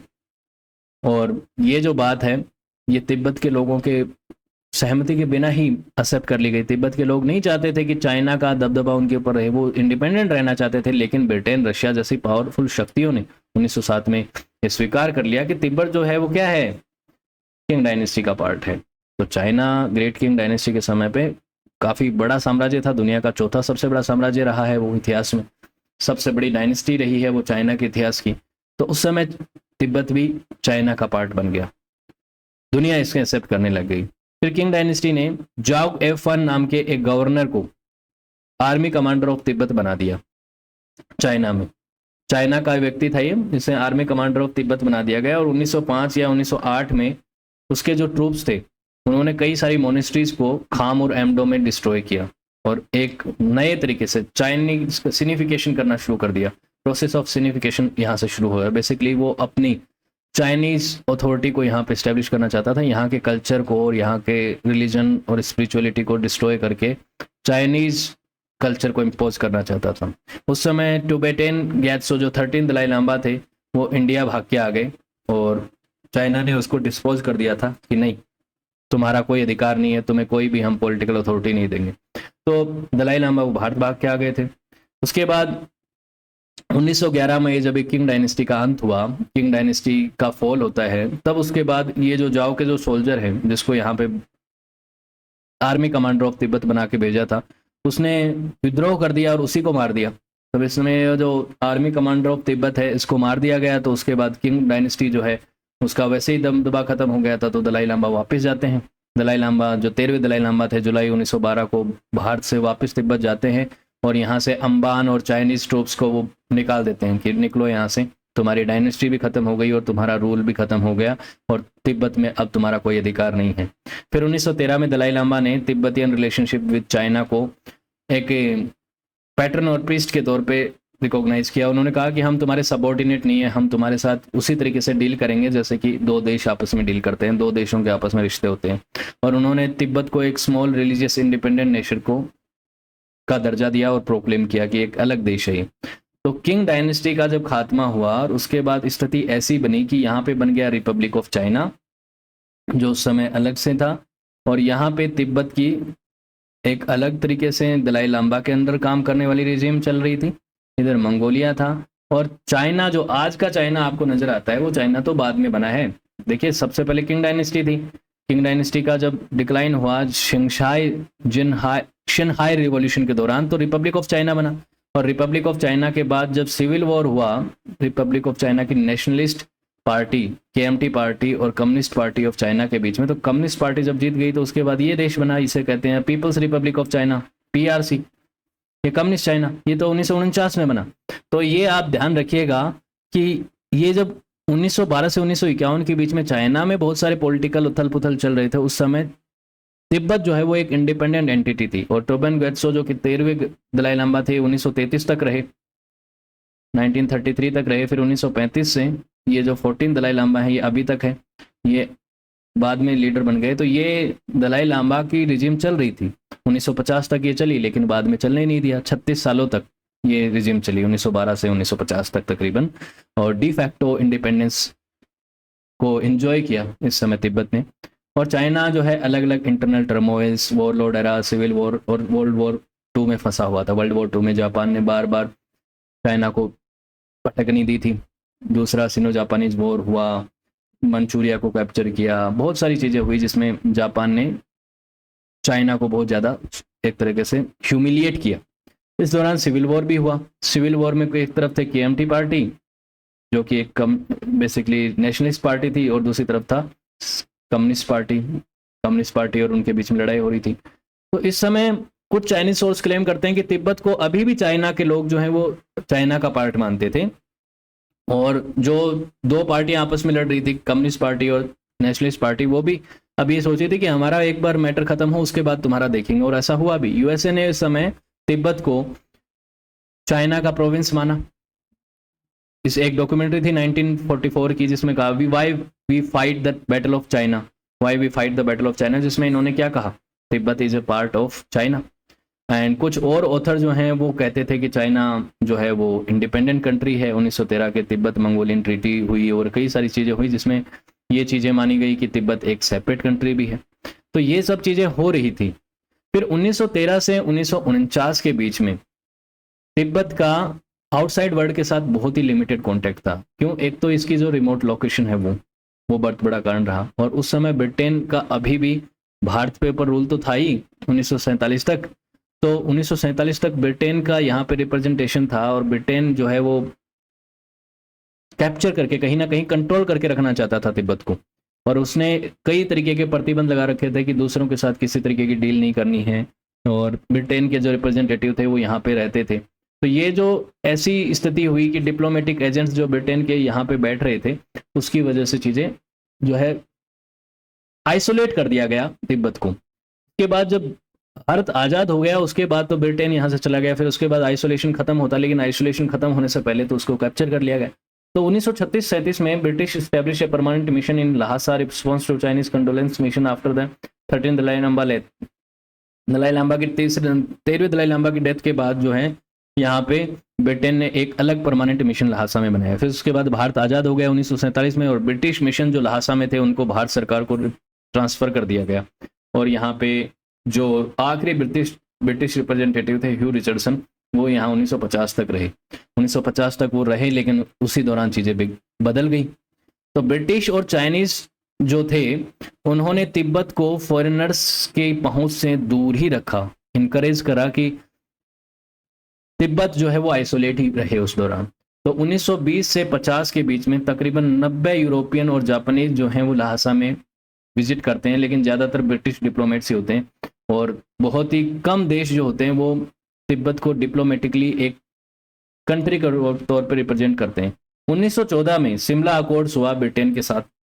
तिब्बत ने शिमला अकॉर्ड साइन किया था 1914 में, जिसमें तिब्बत ने एक छोटा हिस्सा साउदर्न हिमालय रीजन का भारत ब्रिटिश इंडिया को दे दिया था और इसको चाइना ने इलीगल घोषित किया था। इसीलिए अरुणाचल प्रदेश का एक हिस्सा जिसको तिब्बत का हिस्सा बोलता है चाइना, कहता है कि ये जो है हिस्सा ब्रिटिश इंडिया के समय पे ब्रिटेन ने शिमला अकॉर्ड के माध्यम से गलत तरीके से तिब्बत से हासिल कर लिया, जबकि तिब्बत के पास ये अधिकार ही नहीं था कि वो कोई भी क्षेत्र ब्रिटिश इंडिया को सौंप सके। और ये बात कौन कहता है? आज का People's Republic of China. People's Republic of China तो उस समय अस्तित्व में नहीं था, तो उसे क्यों बोलना चाहिए, ये बात भी आती है मन में, होगी आपके। तो बेसिकली मैंने आपको एक शुरुआत में एक मैप दिखाया था, ध्यान रखिएगा, उस मैप को मैं आपको दिखाता हूं और वो मैप आपको बहुत सी चीजें कहेगा, देखिएगा। हमें पीछे जाना पड़ रहा है इतने ही वापस आगे जाना पड़ेगा, तो ये है तो थोड़ा सा प्रोसेस लंबा ही, एक बार के लिए आपको देखना चाहिए। बस मैं कुछ चीज़ें आपको बताना चाहता हूँ। ये वाला मैप देखिए, इस मैप में ये जो डी वाला जो क्षेत्र है, ये वाला जो क्षेत्र है, ये क्लेम करता है पीपल्स रिपब्लिक ऑफ चाइना। ये चाइना कहता है कि ये वाला जो क्षेत्र है ये साउदर्न तिब्बत है, साउदर्न तिब्बत है। और ये साउदर्न तिब्बत है, ये भारत को तब मिला, अरुणाचल प्रदेश का पार्ट तब बना जब 1914 के शिमला अकॉर्ड पे साइन कर दिया था तिब्बत के दलाई लामा ने, और जो कि उसके अधिकार क्षेत्र में भी नहीं था, क्योंकि दलाई लामा को तो हम पॉलिटिकल लीडर मानते ही नहीं हैं। और ये जो आपका बेसिकली 1914 का शिमला अकॉर्ड है, ये तो इलीगल है, लीगलाइज ही हम इसको मानते नहीं हैं, क्योंकि उस समय हम अपने सिविल वॉर में बिजी थे या हमारे देश को रिपब्लिक ऑफ चाइना को मेंटेन करने में बिजी थे, और इतने में आपने एक संधि कर ली, ब्रिटिश इंडिया ने संधि कर ली, तो ये हमें वापस मिलना चाहिए। लेकिन अब तो नहीं मिल सकता, अब तो इम्पॉसिबल है, क्योंकि पीपल्स रिपब्लिक ऑफ चाइना का तो अस्तित्व भी नहीं था जिस समय ये संधि हुई थी, क्योंकि पीपल्स रिपब्लिक ऑफ चाइना तो 1949 में बना है। फिर 1932 में नेशनल रिवॉल्यूशनरी आर्मी जो थी, जो कि उस समय की रिपब्लिक ऑफ चाइना की आर्मी थी, उसने एक सेना भेजी थी यहाँ पे। सिनो तिब्बतन वॉर हुआ था। इस सिनो तिब्बतन वॉर में उनका बेसिकली ये था कि तिब्बतियन सिचुएशन को संभालने के लिए उन्होंने भेजा था, और टेरिटरी को दलाई लामा ने अपने उन क्षेत्रों को वापस कैप्चर करने की कोशिश करी थी। खाम वाला क्षेत्र जो सिचुआन वाले क्षेत्र में मिक्स मिल चुका था वो क्षेत्र। तो बेसिकली यहाँ पे ना तो दलाई लामा को ज़्यादा सफलता मिली और ना ही किंग डायनेस्टी ये जो नेशनलिस्ट रिवॉल्यूशनरी आर्मी थी इसको ज़्यादा सफलता मिली। तो सिचुएशन ऐसी हुई कि दूसरी तरफ जापान ने मंचूरिया को कैप्चर कर लिया था 1931-32 में, और उस समय तिब्बत की सिचुएशन को हैंडल करना चाइनीज गवर्नमेंट के लिए एक टास्क हो गया था, लेकिन वो इशू सुलझा नहीं था उस समय। अब ये है कि तिब्बत ने शिंगशा रिवर के आसपास का जो क्षेत्र जिसको वो क्रॉस नहीं कर पाया, एक ट्रूस साइन हुआ, फाइटिंग का एंड हुआ, तो तिब्बत ने टेरिटरी जो कैप्चर करने की कोशिश करी थी उससे तो विड्रॉ कर लिया, लेकिन कंट्रोल अपने पास रखा, अपनी टेरिटरी का कंट्रोल अपने पास रखा। आज का जो ऑटोनोमस जो तिब्बतियन रीजन है वो लगभग इनके पास ही था, तीसरे दलाई लामा के पास ही था। ठीक है, अब चीजें देखिए कैसे बदलती हैं, पीपल्स रिपब्लिक ऑफ चाइना का रूल कैसे स्टैब्लिश होता है। तो सबसे पहले चाइनीज सिविल वॉर जो होता है उसकी बात करते हैं, उसके बाद चीजें क्या होती हैं ये मैं सारी चीजें आपको बता ही देता हूँ। तो देखिए जब किंग डायनेस्टी का अंत होता है उसके बाद रिपब्लिक ऑफ चाइना बनता है, तो उसमें नेशनलिस्ट पार्टी होती है, और नेशनलिस्ट पार्टी कंट्रोल में इसे आती है। सन यात सेन आते हैं, उसके बाद चिंग काई शेक आते हैं। तो सन यात सेन के बाद जब चिंग काई शेक आते हैं, तो चिंग काई शेक ने क्या किया कि अपनी पार्टी में जो कम्युनिस्ट मानसिकता के लोग थे उनको हटाना शुरू कर दिया, उनको वहाँ से हटा दिया, उनका दमन करना शुरू कर दिया, और यहाँ से कम्युनिस्ट लोग जो है वो उनके खिलाफ हो गए। उनके लीडर थे माओ जेडोंग। मैं बहुत शॉर्ट में आपको बता रहा हूँ, मैंने चाइनीज सिविल वॉर के ऊपर सेपरेटली वीडियो बना रखा है, वो आप जाके देख लीजिएगा। यहाँ पे कम्युनिस्ट और नेशनलिस्ट लोगों के बीच में ये वॉर चल रही थी, ये युद्ध चल रहा था कि देश का कंट्रोल कौन करेगा। और ये युद्ध चला 1920 के दशक से लगभग शुरू हुआ था, 1927 में आप मेजरली मान सकते हैं, लेकिन बीच में ये होल्ड पे भी था कुछ समय के लिए। होल्ड पे किस समय था?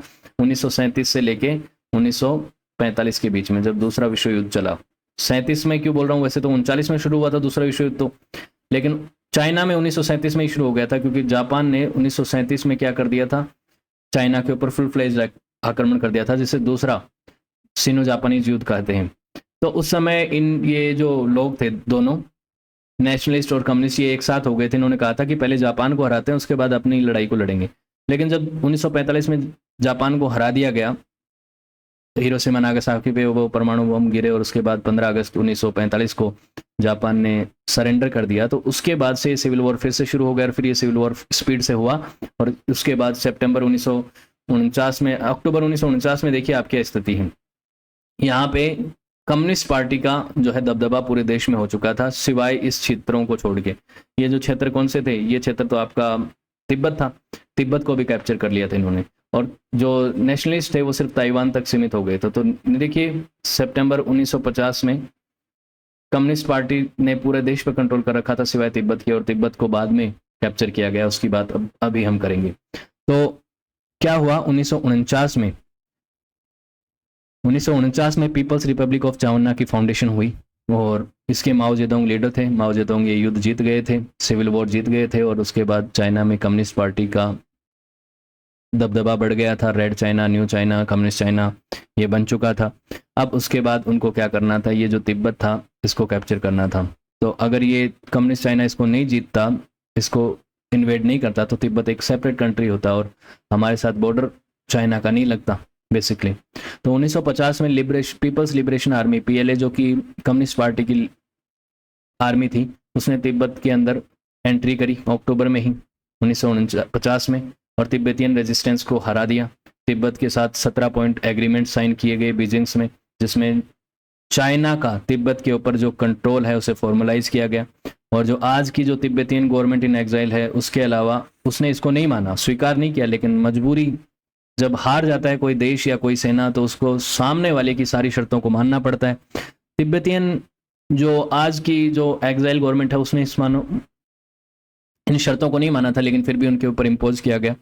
और उसके बाद चाइनीज कम्युनिस्ट पार्टी ने इसी तरीके के सोशल रिफॉर्म्स को शुरुआती समय में तिब्बत में रिफॉर्म्स को प्रायोरिटाइज नहीं किया, लेकिन उसके बाद 1951 से 1959 के बीच में कुछ जो रिबेलियंस हुए, 20,000 सोल्जर्स को चाइना ने यहाँ पे रखा था। उस समय दलाई लामा की जो गवर्नमेंट थी वो सिंबॉलिक इंडिपेंडेंस में थी। धीरे धीरे करके उनकी जो शक्तियां हैं, पावर जो है, उनको छीन लिया गया। स्थितियां उस दौरान ऐसी हुई कि एक टैक्स बढ़ा दिए गए इनके ऊपर, अनएम्प्लॉयमेंट यहाँ पे बढ़ गया, चीज़ें ऐसी हो गई कि यहाँ पे स्थितियाँ ज़्यादा अच्छी थी नहीं। तो ये सब जब दौर चल रहा था, तो उसके बाद ईस्टर्न खाम जो है, जिसको सिचुआन प्रोविंस में मिला दिया गया था, कुछ लैंड रिफॉर्म्स किए गए थे, और जो लैंडलॉर्ड्स थे उस दौर के, यहाँ के जो पहले तिब्बत में आते थे, उनको ह्यूमिलिएट किया गया। तो इसकी वजह से एक अनरेस्ट हो गया 1956 में। ये ईस्टर्न खाम और एमडो वाले रीजन में हुआ, और ये आर्म रेसिस्टेंस बन गया। और इस आर्म रेसिस्टेंस को तिब्बत की गोरिल्ला फोर्सेस में बदल दिया गया। किसके सपोर्ट से? CIA के सपोर्ट से, central investigation agency, central intelligence agency of America. ये अमेरिका की जो CIA है, इसने सपोर्ट किया तिब्बतियन गोरिल्लाज को, और PLA के खिलाफ इनको भड़काया और उनके खिलाफ उनको हथियार दिए। PLA ने इनको अम्बुश किया, इनको मार भगाया। और उसके बाद 1959 में एक बड़ी अपराइजिंग हुई 59 में, जिसे लहासा अपराइजिंग कहते हैं, जिसमें दलाई लामा और उसके सपोर्टर्स ने तिब्बत को फ्री करने की मांग करी, चाइनीज हुकूमत का विद्रोह किया, विरोध किया। और उस दौरान एक बड़ा फेमाइन भी चल रहा था, जिसकी वजह से लोग नाखुश थे, भूखमरी से परेशान थे। तो ये एक बड़ी मेजर अपराइजिंग हो गई। लेकिन उस दौरान चाइना की बड़ी आर्मी ने इन सभी को बहुत ही ब्रूटली क्या किया, रिवोल्ट को दबाया। और ग्रेट लीप फॉरवर्ड और कल्चरल रिवॉल्यूशन के प्रोग्राम की पॉलिसीज के तहत यहाँ पे इन सबको, बहुत से लोगों को मार भगाया गया। और इस मार काट से बचने के लिए और कैप्चर होने के डर से दलाई लामा अपने सपोर्टर्स के साथ यहाँ से वापस भाग के आ जाते हैं। पंचेन लामा जो हैं वो भी अपनी सफरिंग्स को, पेटिशन को इनके पास भेजते हैं, लेकिन सुना नहीं जाता है। तो दलाई लामा उस समय भारत में भाग के आ जाते हैं। तो दलाई लामा ने कोशिश करी, प्रयास किए अपराइजिंग करने की, लेकिन सपोर्ट उनको, इतनी ताकत उनके पास नहीं थी कि वो पीपल्स रिपब्लिक ऑफ चाइना की आर्मी का मुकाबला कर सकें। फिर उसके बाद 1962 में चाइना ने इंडिया के साथ युद्ध लड़ा और उसमें अक्साई चिन जो है उसको भी रीजन को कैप्चर कर लिया और उसे भी चाइना का पार्ट बना लिया। और मैकमोहन लाइन से आगे चाइना इधर नहीं आया, उसको विड्रॉ कर लिया गया। फिर 1965 में तिब्बतियन ऑटोनोमस रीजन TAR बनाया गया, इस्टेब्लिश किया गया। बेसिकली तिब्बत को थोड़ी बहुत ऑटोनॉमी दे दी गई, लेकिन अल्टीमेटली वो चाइनीज कम्युनिस्ट पार्टी के अंडर ही रहेगा, not the ethnic Tibetan, not with the Tibetan. उनके तिब्बतियंस के साथ उनका जो है कंट्रोल वो है कम हो गया। फिर 1961 तक 59 से 61 के बीच में चाइनीज कम्युनिस्ट पार्टी की आर्मी ने बहुत सारे तिब्बतियन मोनिस्ट्रीज को, तकरीबन 6000 मोनिस्ट्रीज को डिस्ट्रॉय किया। कल्चरल रिवॉल्यूशन के नाम पे बहुत से लोगों को यहाँ पे मारा गया। रेड गार्ड्स ने कल्चरल साइट्स को डिस्ट्रॉय किया, वेंडलाइज किया, बुद्धिस्ट हेरिटेज साइट्स को भी डिस्ट्रॉय किया। और 1980 में जनरल सेक्रेटरी यागबोंग ने रिड्यूस किए गए हैन ऑफिशियल्स को तिब्बत में धीरे धीरे करके थोड़े सोशल कंट्रोल्स को रिलैक्स किया गया। लेकिन माओ जेडोंग की लीडरशिप में तिब्बत को बहुत सारे ह्यूमिलिएशन का सामना करना पड़ा। तो ये व्यक्ति, जिसकी मैं बायोग्राफी भी कवर करा चुका हूँ, ये तिब्बत ही नहीं बल्कि पूरे चाइना के लिए एक हीरो था या विलेन, इसके बारे में मैंने आपसे उस वीडियो में बात भी करी थी, तो वो बहुत इंपॉर्टेंट वीडियो है, वो भी आप जरूर देखिएगा। फिर 1989 में 89 में पंचांग लांबा की 50 साल की उम्र में डेथ हो गई। उसके बाद तिब्बत के रूल को इम्प्रूव करने के नाम पे चाइना ने बहुत सारी बातें करी, बहुत सारी बातें इस तरीके से की कि हमने तिब्बत को लाइफ को इम्प्रूव किया। लेकिन ह्यूमन राइट्स ऑर्गेनाइजेशंस कुछ अलग ही रिपोर्ट बताते हैं और वो कहते हैं कि बहुत सारे ह्यूमन राइट्स के वायलेशन हुए हैं तिब्बत में और बहुत से लोगों को यहाँ पे मारा गया है। आज के समय दुनिया भर की कई सरकारें जो हैं वो पीपल्स रिपब्लिक ऑफ चाइना की सॉवरेनिटी को तिब्बत के ऊपर एक्सेप्ट करते हैं। दुनिया भर के ज़्यादातर देश तिब्बत को एक सेपरेट कंट्री नहीं मानते, चाइना का ही पार्ट मानते हैं। और तिब्बतियन जो गवर्नमेंट ऑफ एग्जाइल है उसको भी वो रिकॉग्नाइज नहीं करते हैं। लेकिन दलाई लामा अपना प्रयास कंटिन्यू रख रहे हैं और वो एग्जाइल पे हैं। 1959 से भारत के रिफ्यूजी कैंप्स में रहे और धर्मशाला में उनको ज़मीन दी गई, रखा गया और इंडिया ने उनका वेलकम किया और यहाँ से वो अपनी गवर्नमेंट इन एग्जाइल को चलाते हैं। ये 14वें दलाई लामा हैं और शायद आखिरी दलाई लामा हैं। तेंजिन ग्यात्सो इनका नाम है। इनको 1989 में 89 में नोबेल पीस पुरस्कार भी मिला है। जिस तरीके से इन्होंने चाइनीज हुकूमत के खिलाफ पीसफुल प्रोटेस्ट किए हैं, किसी तरीके से इन्होंने आर्म रिबेलियंस किए नहीं हैं, वो चीज़ें ध्यान में रखते हुए इनको नोबेल पुरस्कार मिला। और चाइना इनका बार बार विरोध करता है। चाइना हमेशा इस चीज़ का विरोध करता है कि कोई भी जब वर्ल्ड लीडर मिलता है इनसे, चाहे वो जॉर्ज बुश मिले थे या कोई भी अमेरिकी राष्ट्रपति या कैनेडियन, जब ऑनरेरी सिटीजन कैनेडियन सिटीजन मिला इनको 2006 में, तो इनका विरोध किया। भारत में जब इनको शरण मिली हुई है तो उसका भी जो है चाइनीज़ अथॉरिटीज़ विरोध करती हैं और कहती हैं कि दलाई लामा को भारत सरकार जो है वो चाइना को सौंप दे तो अच्छा होगा और सौंप देना चाहिए, ऐसी बातें वो करते हैं। अब आप जानते हैं, आप पूरी सिचुएशन समझ चुके हैं, आपका क्या ओपिनियन है वो आप कमेंट सेक्शन में बताइएगा। मैंने पूरा प्रयास किया कि इस एक ही वीडियो में मैं तिब्बत के संपूर्ण इतिहास को आपको समझा पाऊँ। कुछ चीज़ों को मैंने बहुत ही ब्रीफली बताया है, कुछ चीज़ों को थोड़ा एक्सटेंड करके एक्सप्लेन करने की कोशिश करी है। कुछ चीज़ें जो रह गई हैं उनको डिटेल में मैं सेपरेट वीडियोस बना के आपको एक्सप्लेन करूंगा। जैसे तिब्बतियन एम्पायर के बारे में हम सेपरेटली डिस्कस करेंगे। तिब्बत को चाइना ने किस तरीके से एनेक्स किया, इसके बारे में एक डिटेल वीडियो मैं और भी लेके आऊँगा, तो वो आप ज़रूर देखिएगा जब वीडियो आए। तो होपफुली आपको चीज़ें क्लियर हुई होंगी। वीडियो अगर अच्छा लगा तो लाइक, शेयर और कमेंट कीजिएगा। साथ ही सक्सेस प्लस अकेडमी की एप्लीकेशन को भी डाउनलोड कीजिएगा। यहाँ पे आपको इन वीडियोज़ की PDF मिल जाएंगी, इनसे रिलेटेड वीडियो लेक्चर्स मिल जाएंगे। साथ ही सक्सेस प्लस अकेडमी के प्रीमियम कोर्सेज को भी आप एक्सेस कर सकते हैं अप्रोप्रिएट प्राइस में। ये कोर्सेज, इनके नोट्स और इनसे रिलेटेड टेस्ट भी आपको यहाँ पे मुहैया कराए जाते हैं। साथ ही सक्सेस प्लस अकेडमी के इंस्टाग्राम हैंडल से आप मुझसे डायरेक्टली जुड़ सकते हैं। आपका कोई डाउट हो, सजेशन हो तो मोस्ट वेलकम है। एज सुन एज पॉसिबल मैं आपको रिप्लाई करूँगा। Okay, so thank you so much for watching this video. Have a good day, see you next class.